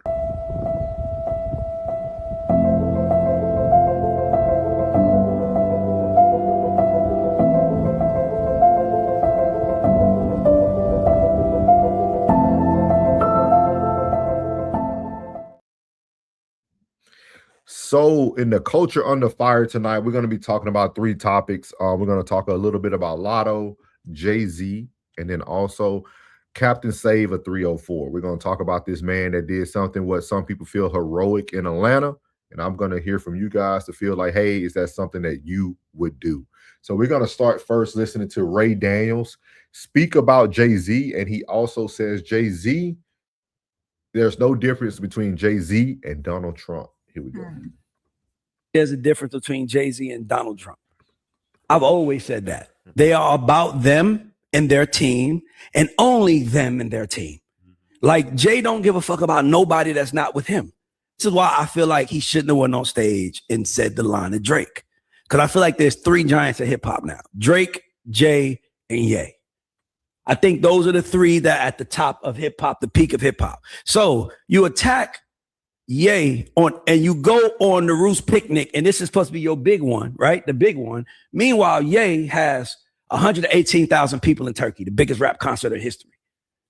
Nobody's talking about it. Who's bigger? No, nobody's talking about it because Jay has a way of talking about the country. I mean, has a way of having a culture on lock. But what I'm saying is that if I'm on Jay's team, I might say, hey, don't talk that big talk when your boy who's under you has made more money, more impact, and on the night that you're doing the Roots concert, which we were there for everybody, including you, Ye sells out 118,000 seats in Turkey. I didn't even know they like hip hop in Turkey, and he sold out 118,000 seats.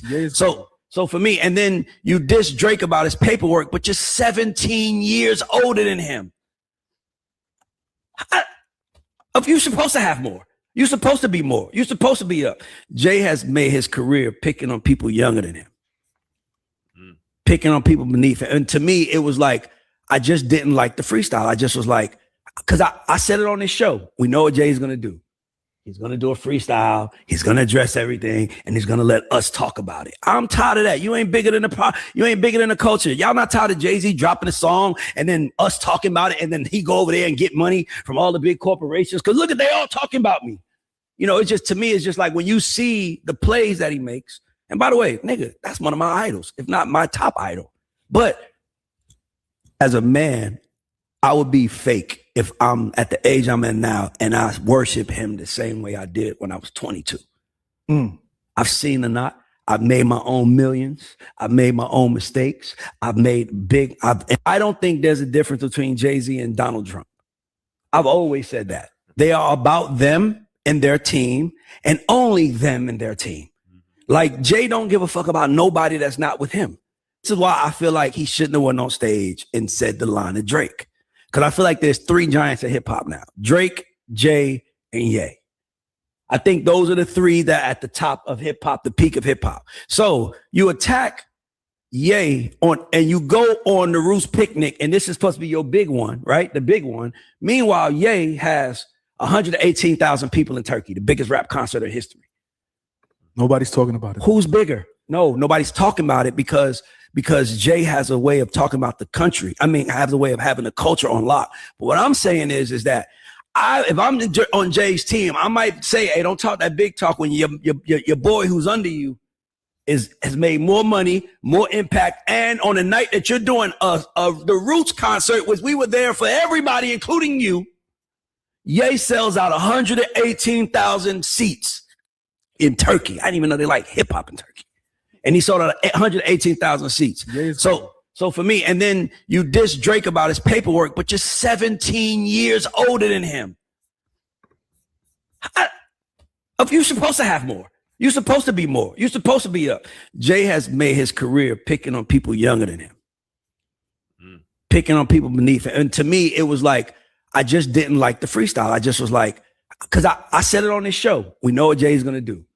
He's going to do a freestyle. He's going to address everything, and he's going to let us talk about it. I'm tired of that. You ain't bigger than the culture. Y'all not tired of Jay-Z dropping a song and then us talking about it, and then he go over there and get money from all the big corporations? Because look at, they all talking about me.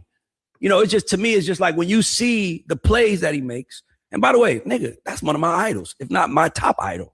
But as a man, I would be fake if I'm at the age I'm in now and I worship him the same way I did when I was 22. I've seen the knot. I've made my own millions. I've made my own mistakes. I've made big. I don't think. So there you have it. That's Ray Daniels. Ray Daniels was speaking on Jay-Z being similar to Donald Trump. What is your thoughts about this, Ray? I don't know how abreast you are. I don't know if you even seen Jay-Z's freestyle. He came out with the Roots. He did a freestyle a few days ago. I don't know if you were able to see it, but he kind of pretty much took shots at everybody that he felt he needed to take shots at. For what? Just for the things they said about him, like people like Drake and stuff like that, you know. So he took his shots. But I think the biggest thing that stood out to me with the comparison was him pretty much stating that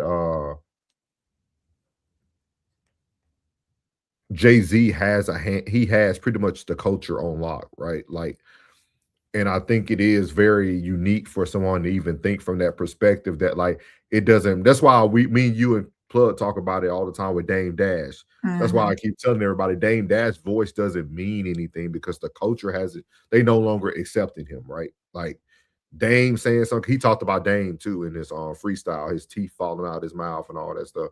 So like, what is your thoughts about this? Do you feel?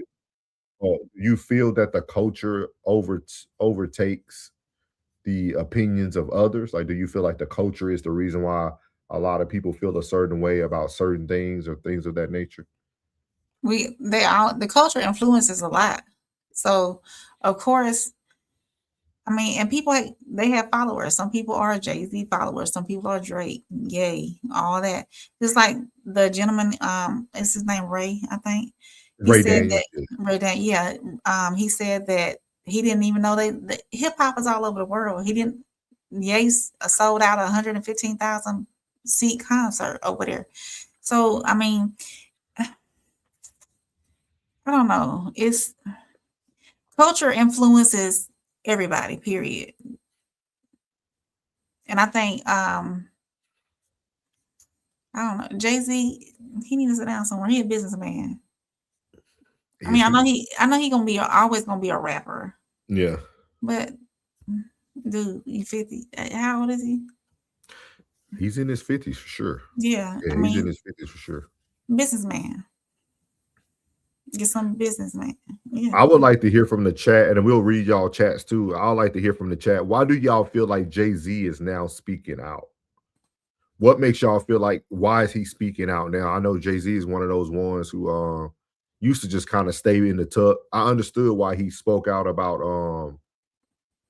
the alleged underage thing. I understood why he spoke out about that. He was trying to protect his name.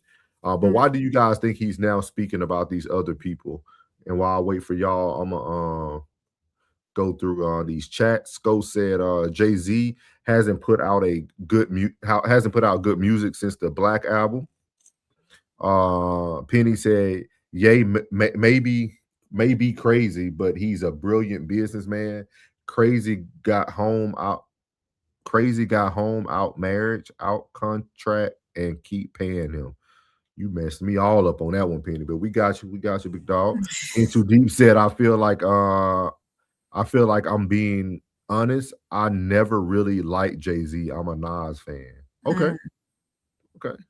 Sko said he's let having Beyonce go to his head. Oh, he let having Beyonce go to his head, and she's basic and can't sing for real. All right, Sko. All right, Sko came in gloves on tonight. He said if Aaliyah was still alive, Beyonce wouldn't be relevant. Penny said, as a man, he shouldn't worship any of them.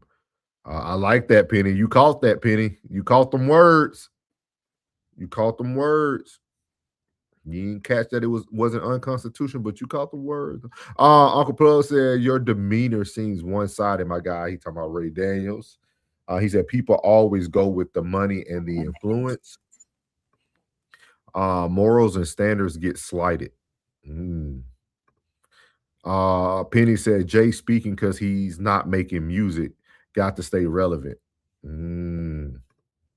Okay. He said, autocorrect be messing us up. Yeah.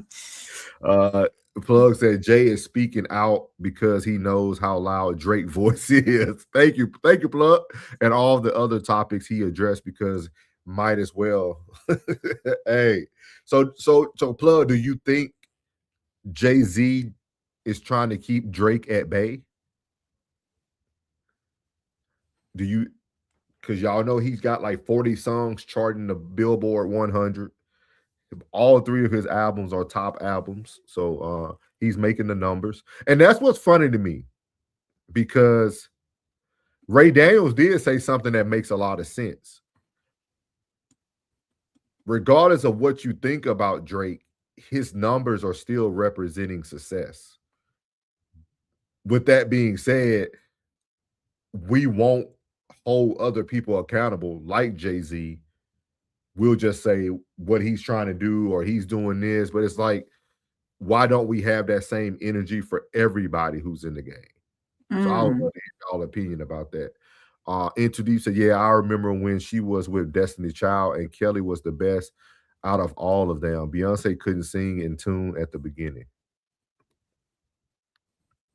Sko said Jay-Z needs to go sit his down somewhere. It's too late. We don't want to hear you anymore. His rap repetitive. He said he charting now, but not for long. He said, but keeping Drake at bay, yes. He said Drake's albums was mid. Yep. Hey, if mid gets you millions, we moving in the wrong direction. That's the one thing I would say. It's just funny to me that everybody. It's weird, man. It's weird. I would love classic. If you in the chat, I would love you to do a sociology content creation about this.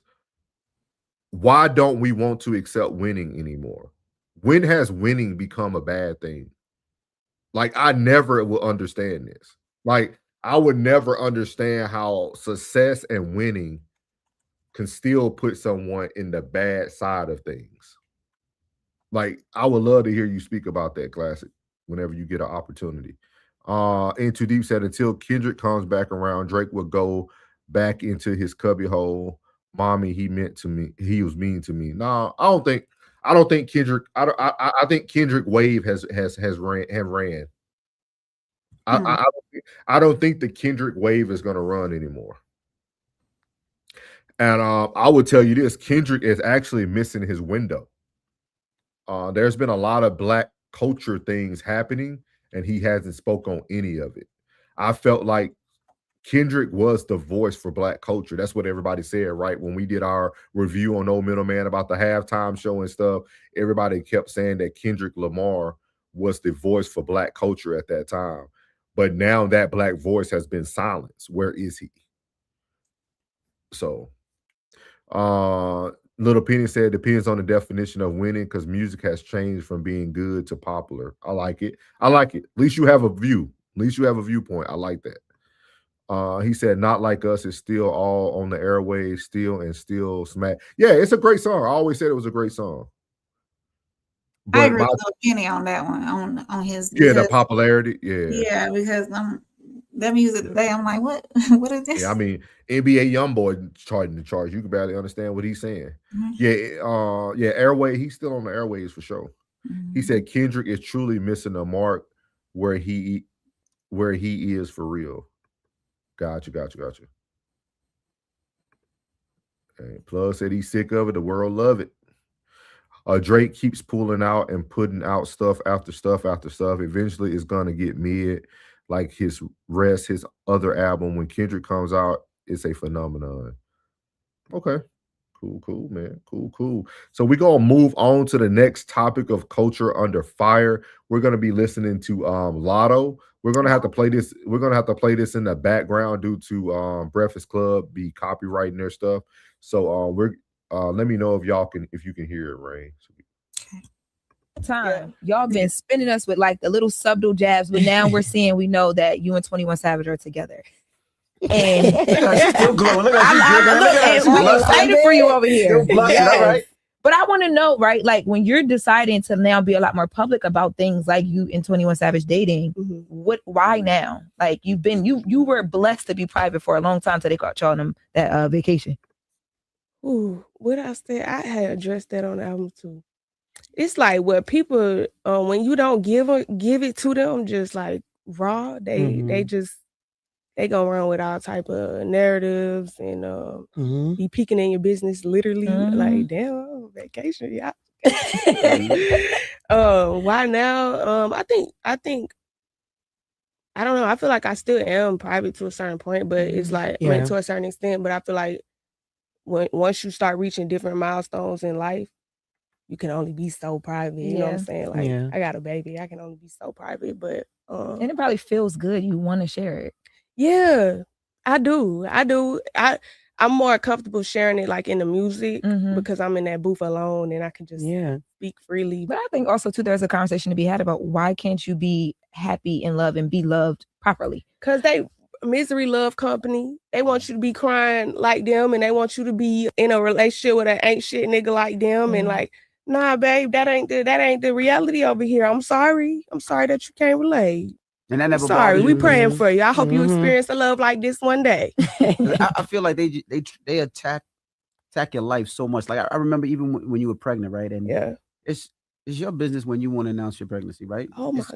It's your business when you want to tell your family and your It friends. was the show in Japan. And they were trying and to they were like, la la la la. I think that's actually how I met your team, because I was like, hey, we want to be respectful over here. I appreciate that too. I know Lauren. that. I mean, I've learned a lot in this room. It's very Hell different yeah, than my 'cause last honey, job. TMZ's very she different. didn't used to give a damn. So I'm glad. But it was more so like, when you are expecting, and it's a lot that goes, and I learned from Jess that like that first couple months and trying to figure out those trimesters and all that. But people after that show in Japan were like, Latto's pregnant.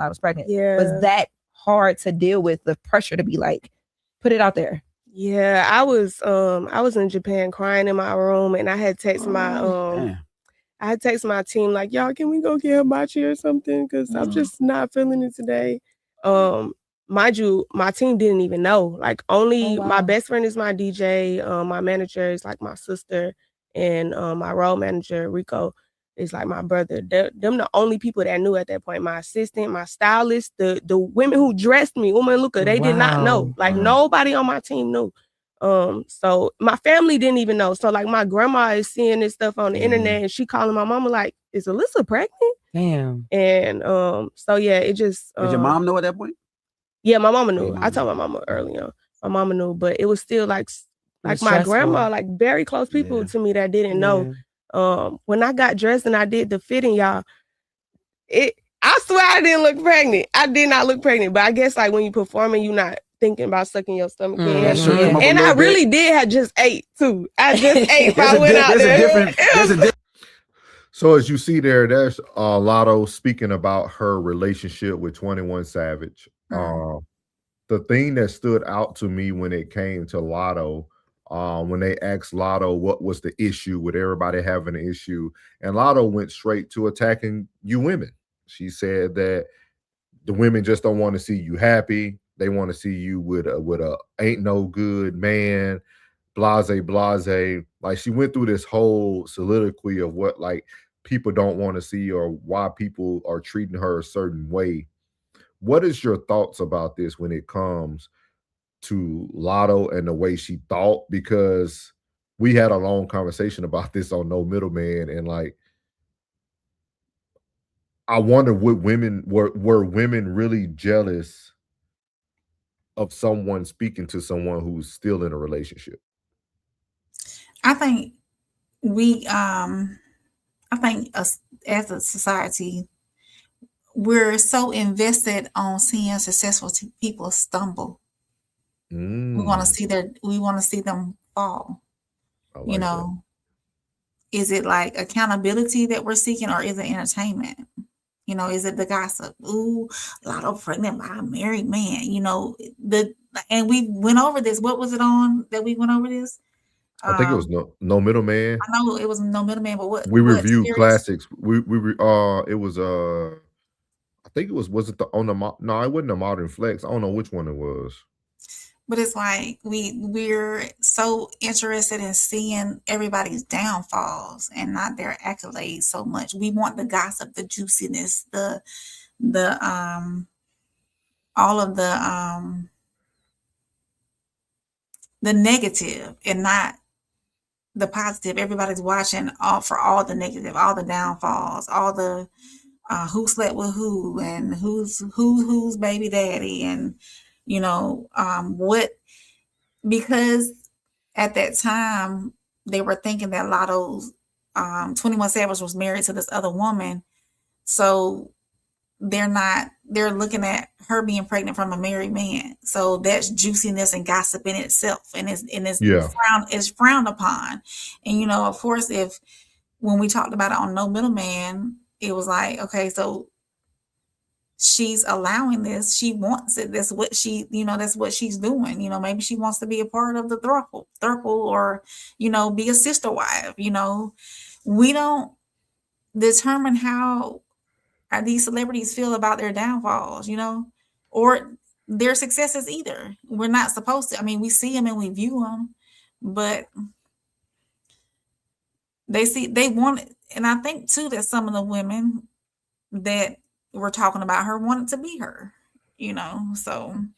Okay. And then we too, I'll say this, we asked, we want public figures entertainers, celebrities to be authentic, vulnerable, transparent, all that, and let us in their lives. But then we criticize them, when they actually do. That's true. So it's like we want honesty, but like the only kind of honesty that fits our expectations. Yeah, I think it was very unique because I wanted to do something, but it's late already. But I wanted to pull up the interview that Latto did earlier last year, when the one that Classic reacted to, because Latto has also changed a lot. Like her whole personality has changed. Like even the way she speaks, she was very articulate and everything when people didn't know who she was dating and everything. It's like she almost trying to be so Atlanta now. Like everything about her is changing. It's almost seemed like she's playing the part, which is very unique to me because like prior to this, she wasn't that way. Like she was very articulate at what she said and all that stuff. She had her humor, but she never spoke like this. So I think it's very unique. Maybe her man giving her confidence because men can change a woman's glow or her aura. You know what I mean? So maybe she feels the need to be authentic now too. Oh, okay. Or maybe she wasn't authentic in the beginning. She was holding things back. Of course, she spoke highly of my man, and so in love. But since it's out there, it's already out there now. Since it's out there, maybe she just feels that this is her authentic self. Like, I'm gonna really give y'all who I am instead of holding back too. See, even Lil Pity, he said, so as I was just about to say, I couldn't understand what she was saying, how you glow ratchet and uneducated. That's what I'm saying. Like, it was just a weird take. I'm gonna have to probably bring it up on do a little reaction to it, just like the change in demeanor, voice, and everything. It's almost like I understand you got the man you want, but it's almost like you turned into a different person. And later on in that interview, she actually talked about her and Cardi B's beef too. Yeah, they had some beef too. So, and Cardi B actually sent the text message that she sent her like moments after the things, apologizing to her and stuff and explaining, but she took it one way and all that stuff. So just very interesting, man. But shout out to Latto, man. She happy. That's what matters. As long as she happy, that's what matters at the end of the day, man. So we're gonna read these comments, and I'm really ready to get to this finale of this what happened in Atlanta. I think it's gonna be super dope. Lil Penny said, and so we're trying to find Rude, y'all. That's what I've been doing in the background. I added him as an approved user. So hopefully he'll come back. Okay. Yeah. Maybe that'll work. I don't know. We're trying to find them, y'all.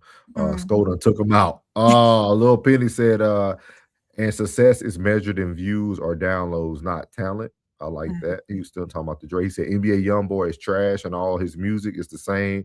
Only the YNs listen to him. Into D said Drake. Right, Soulja Boy. Yeah. He said 304 talking about a 304. He is on the 304 tonight. Into Deep said laughing at Penny. He said it's only a problem when it's Clay, huh? Well, we read that one already. And then Into Deep said you can't beat Street in the rap game. It's impossible. I like it. So guys, we're gonna move on to our finale for tonight, man. Our final segment. We're gonna come over here and we're gonna be talking about what happened in Atlanta. I don't know if you guys seen this video, but it was released. This happened in Atlanta. At a nightclub, a man stepped in to help a woman who was being dragged out of a club by her partner. So here we go.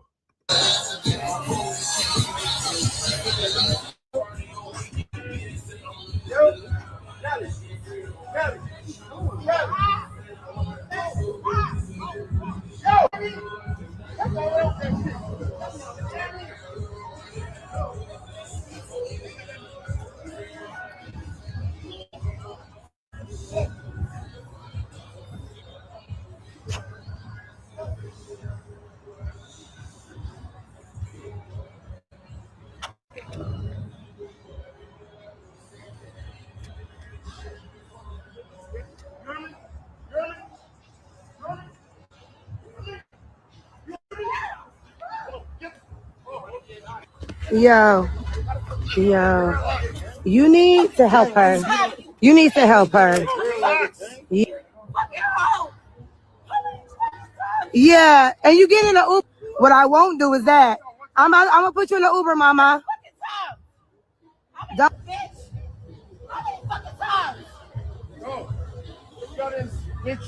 Yes, you did, and I got it on fucking video. You hitting a female. That's a woman. That part. Literally. No, you relax. Period. And show you how your shit go. Welcome to Atlanta. Literally. APD for real. I'll lock your ass up, man. Literally. Let's show you how this shit's gonna go. Literally. I suggest you get in your vehicle and go. Fuck out of here. Ooh, I love you to do it. I love you to do it. Cause let me tell you, I'll box, nigga. I'll lay your shit out smoother than she can. I tell you that now. Man, hold on. Don't record.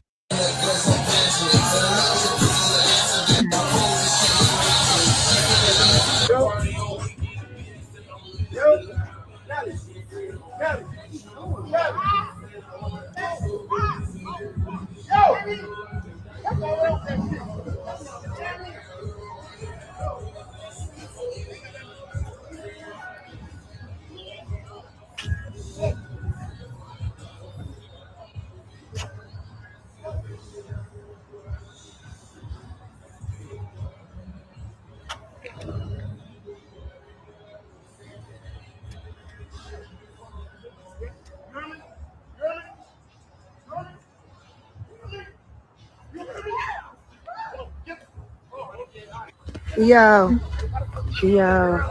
you need to help her. You need to help her. Yeah, and you get in an Uber. What I won't do is that. I'm gonna put you in an Uber, mama. Don't-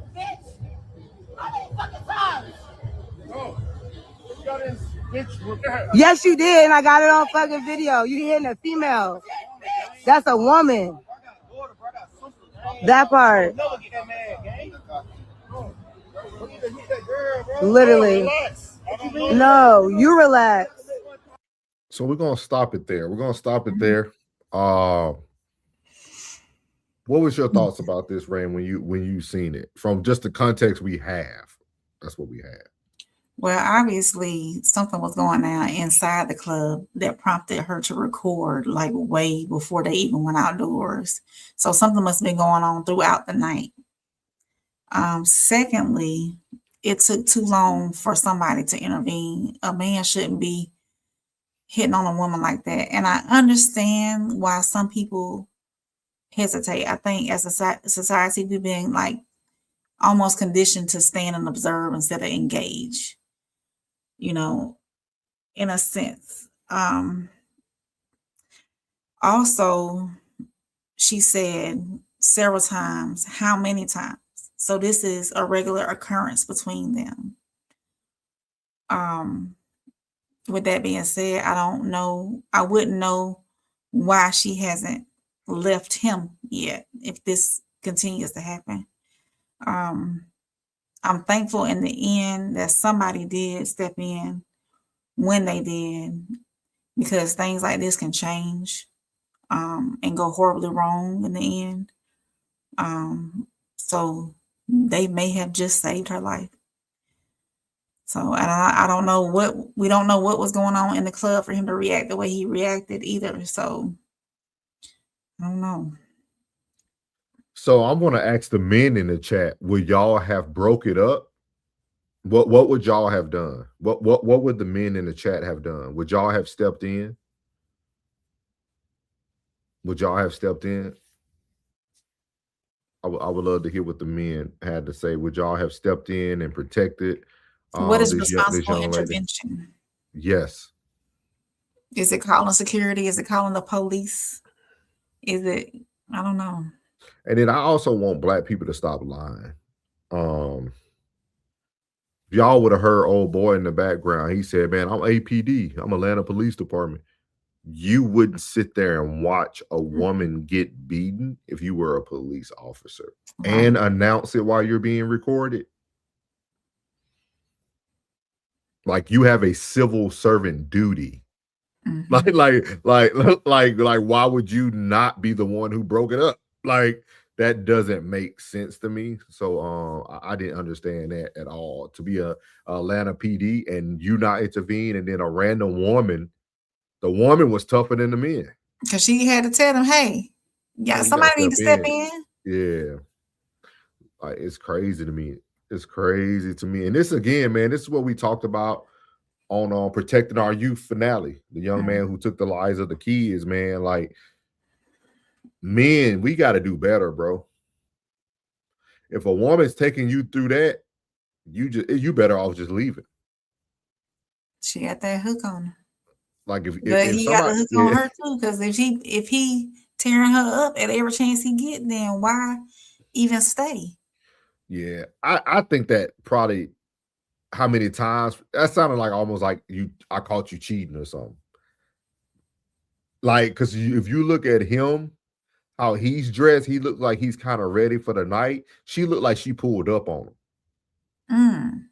You know what I mean? Like, just from me watching and like looking at like her clothing compared to his, like he looked like he was out for a night at the club in Atlanta, and she looked like she pulled up on him. You know what I mean? I don't think if she was pulling up though, that she would have took her purse in there with her. She had a whole purse. Oh, okay. If I'm pulling up, I'm coming to handle business. But if she took an Uber?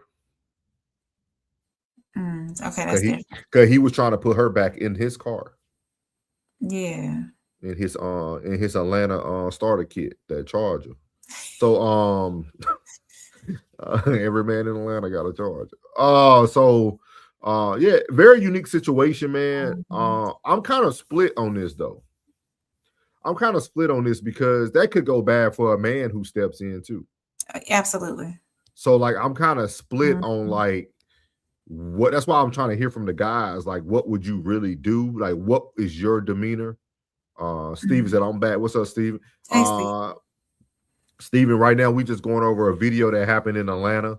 It was outside of Atlanta nightclub. A black couple, African-American man, was putting his hands on another black female, looked like his girlfriend, and it was getting out of hand. And then finally another man intervened after a woman had to step in to let them know, like, hey, y'all need to do something.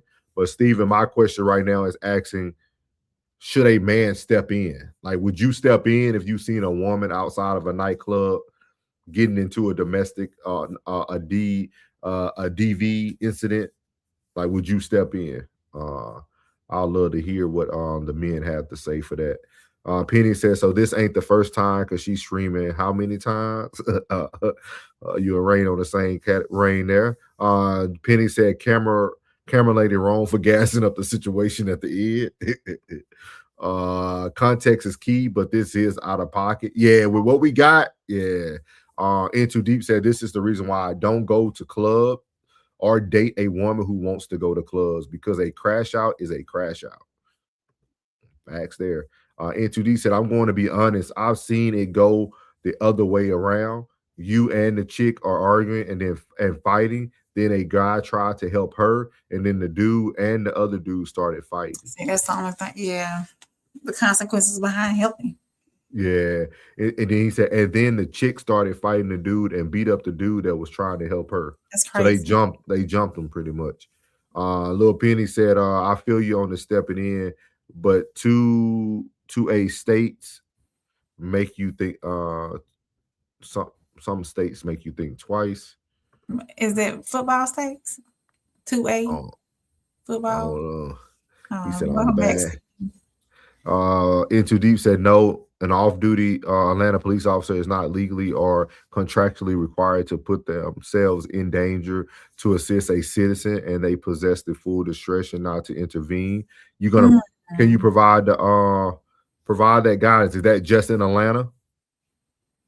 Because I remember when Rain covered, was that you, Rain, on your news covering the case of that guy who shot the dude in the store? Remember the dude that was having the beef, and the off-duty officer shot him, as he was leaving the convenience store? I think Tez and Oh, that was Tez. Oh, okay. I think because I don't remember covering it. Yeah, I don't have the elephant brain. Steven said no, especially if they are a couple. People get unalive too much jumping in people's business. Okay. I was waiting for somebody to come in with some reality. Yeah. He said Second Amendment. He said, yep, thanks at In Too Deep. So y'all, so it sounds like, would y'all have stepped in, Penny, and In Too Deep? I don't think In Too Deep would have. Penny, would you have stepped in? I already seen Steven said no. Be very, very interested, man. Again, as we always tell the men, man, here you go. Appreciate you In Too Deep. Because when I'm wrong, I'm wrong. I just want to provide them the documents. He said Georgia law and the public duty doctrine. In Georgia, the public duty doctrine dictates that the police department cannot be held civilly liable for failing to provide policing. He said protection to an individual because the police owe a duty to the general public rather than any specific individual. A citizen cannot successfully sue an off-duty or on-duty officer simply because they fail to intervene or prevent an injury. He said, no, call the cops is all. Okay, cool. Sound like everybody using their brain in that situation. I have seen that situation go south a lot when men intervene or people intervene on behalf of other couples for sure. Even in that situation, like she wasn't really moving like a person who wanted to be cleared from the scene. Like the girl was offering her an Uber and all that stuff. Like she wasn't moving with a sense of urgency of somebody who was trying to get away from what they felt was danger. You know what I mean? Because I think it looks different. It looks different. Like, and all that yelling back and forth. I always tell people, you could tell that they back together today. They just gotta stay out of the clubs for a few months. He said, I have, and you're right. I wouldn't help them because I don't get into fisticuffs. I got 2 fingers that are called. Yep. Penny said to intervene, I would have to know the couple and what they are capable of. I like it. Showing that intelligence on the spot. I like it. So y'all, that was our last subject, man. That was our last subject tonight, man. Good topics, man. I knew that Karmelo Anthony was going to get us on a tightrope there. I knew that was going to get us some people in the uproar, man. But we're going to definitely follow it. We'll be following it and bringing it to you. If somebody finds a rude awakening, let him know he's welcome back. We will be live tomorrow night. And subscribe to his channel. He don't have anything on his channel, but I subscribe. So hopefully he'll reach out. Okay. And let him know he can come back in 24 hours. So we'll be live tomorrow night, myself and Uncle Plug on 1181. Pressure Plays. We'll be doing play-by-play of the game 2 of the Knicks and Spurs. Again, I got Knicks in 5. Plug got Spurs in 7. So we'll see what happens. And then I heard y'all make sure y'all go check out. Plug was telling me Rain did a breaking news last night. So y'all go check out the segment that she did on breaking news on her channel. Well, I did my whole show that I would normally pull on Sundays.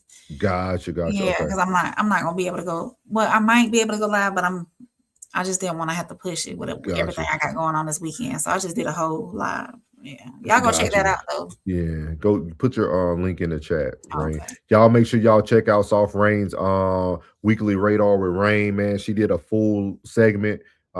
So she might not be available this weekend. So she wanted to make sure she keep her her engagements to her fans. So she was able to get that out for y'all. Being proactive. We like it here. We like it.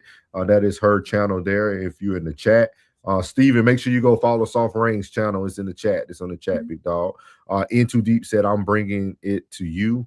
I'm going to be honest. As a person who went to a PWI, I can tell you the one thing my dad told me. Run, because no matter what happens, you're going to be at fault. He said, see what happens. I will put the links up, but I don't have access anymore. It looks like I'm no longer a mod. No, you're right. You should be. Let me look. I can look right there. You should be. I don't know who would have took that away. Let me see here. I'm trying to find In Too Deep in the chat. I got you In Too Deep.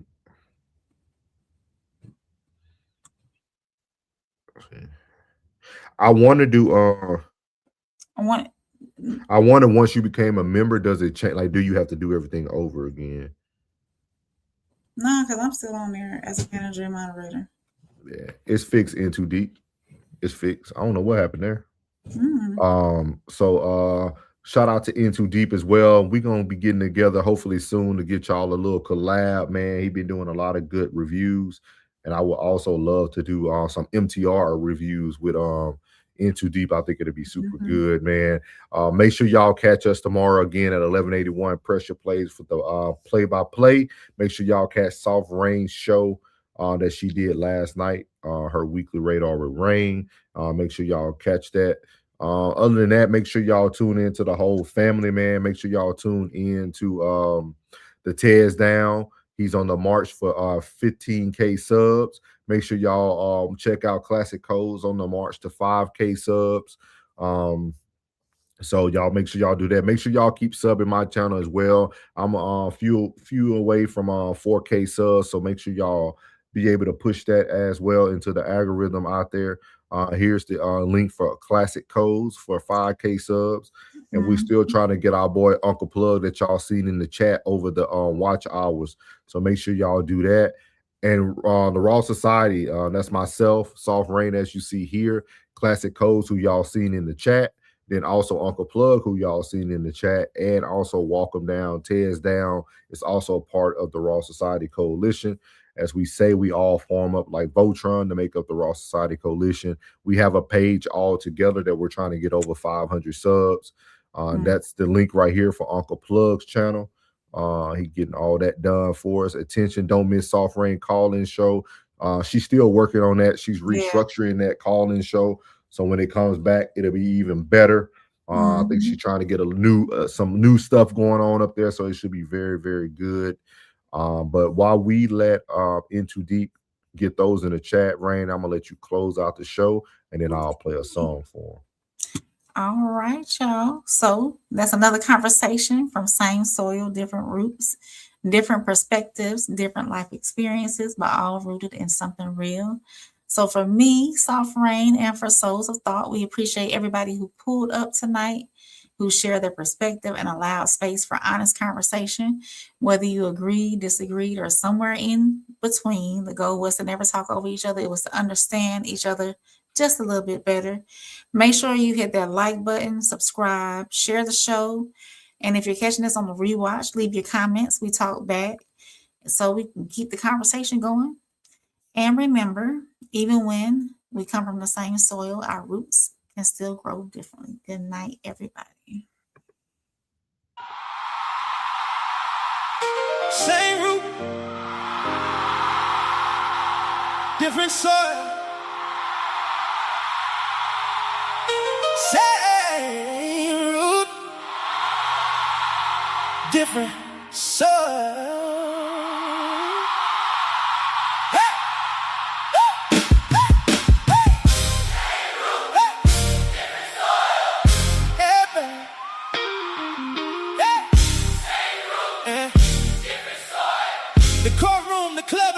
Section, same root, different soil. Everybody got opinions, everybody got turmoil. One gets grace, one gets spoiled. One gets buried while another gets oil. The courtroom, the club, and the comment section. Truth got lost in the search for attention. Everybody judging, nobody reflecting. Same root, different soil. Let's ask the real question. Who gets protected? Who gets exposed? Who gets forgiven? Who wears the load? Who gets a second chance? Who gets destroyed? Same root, different soil. Let's make some noise. Scroll through the timeline, everybody just 10-second clip, and they holding a grudge. Facts move slow, but the narrative fly. Everybody got a verdict before a reply. Karmelo in court, whole world watching. Some see justice, some see plotting. All white jury got folks on edge. wisdom or question the pledge. One side yelling, this ain't right. Other side saying, let them read the facts first tonight. We don't know enough, but we quick to react. Modern outrage moving faster than facts. Same root, different soil. Everybody got opinions, everybody got turmoil. One gets grace, one gets spoiled. One gets buried while another gets oil. Latto spoke up, yeah. Latto, yeah. Latto spoke up, yeah. Let the internet hear it. Funny how honesty gets mistreated. People ask for truth until truth arrives. Then they attack the one who survives. Misery loves company, that's old news. Some people wanna see you lose your shoes. Smile too much, they call it fake. Cry too much, that's a mistake. Girl got flew out for a 24-hour stay. Now everybody got something to say. Some blame her, some blame her. But the lesson gets lost when the lines get blurred. Charleston talking love and folks get mad. Cause real love ain't the fantasy people have. Love ain't flowers for the camera lens. Love is loyalty when the spotlight ends. Everybody wants forever these days, but nobody wants to change their ways. Want kingdom results with temporary goals. Looking for healing with unhealed souls.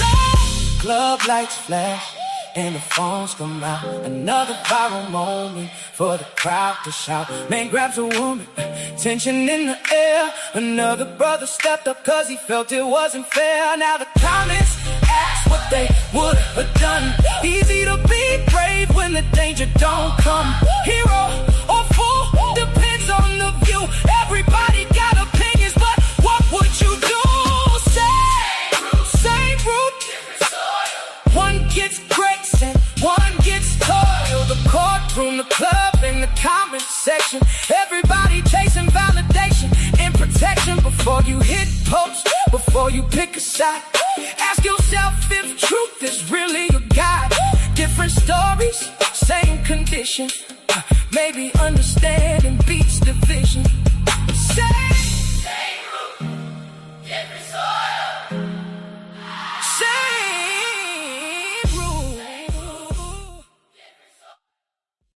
We appreciate you all for joining us tonight. He said, yay, that song dope. I like it. Appreciate you in too deep. We appreciate everybody who tuned in tonight. I do not know who Sono is. I am using my studio at Souls Productions. That's what we are using in too deep. I do not know what Suno is. I really don't know what that is. But with that being said, thank you for everybody who tuned in tonight. As y'all heard, our First Lady did the outro, man. It's been a great night. We will catch y'all on the next one. It's been real. Remember, we from the same soil, but different roots. And we out. Y'all have a great night.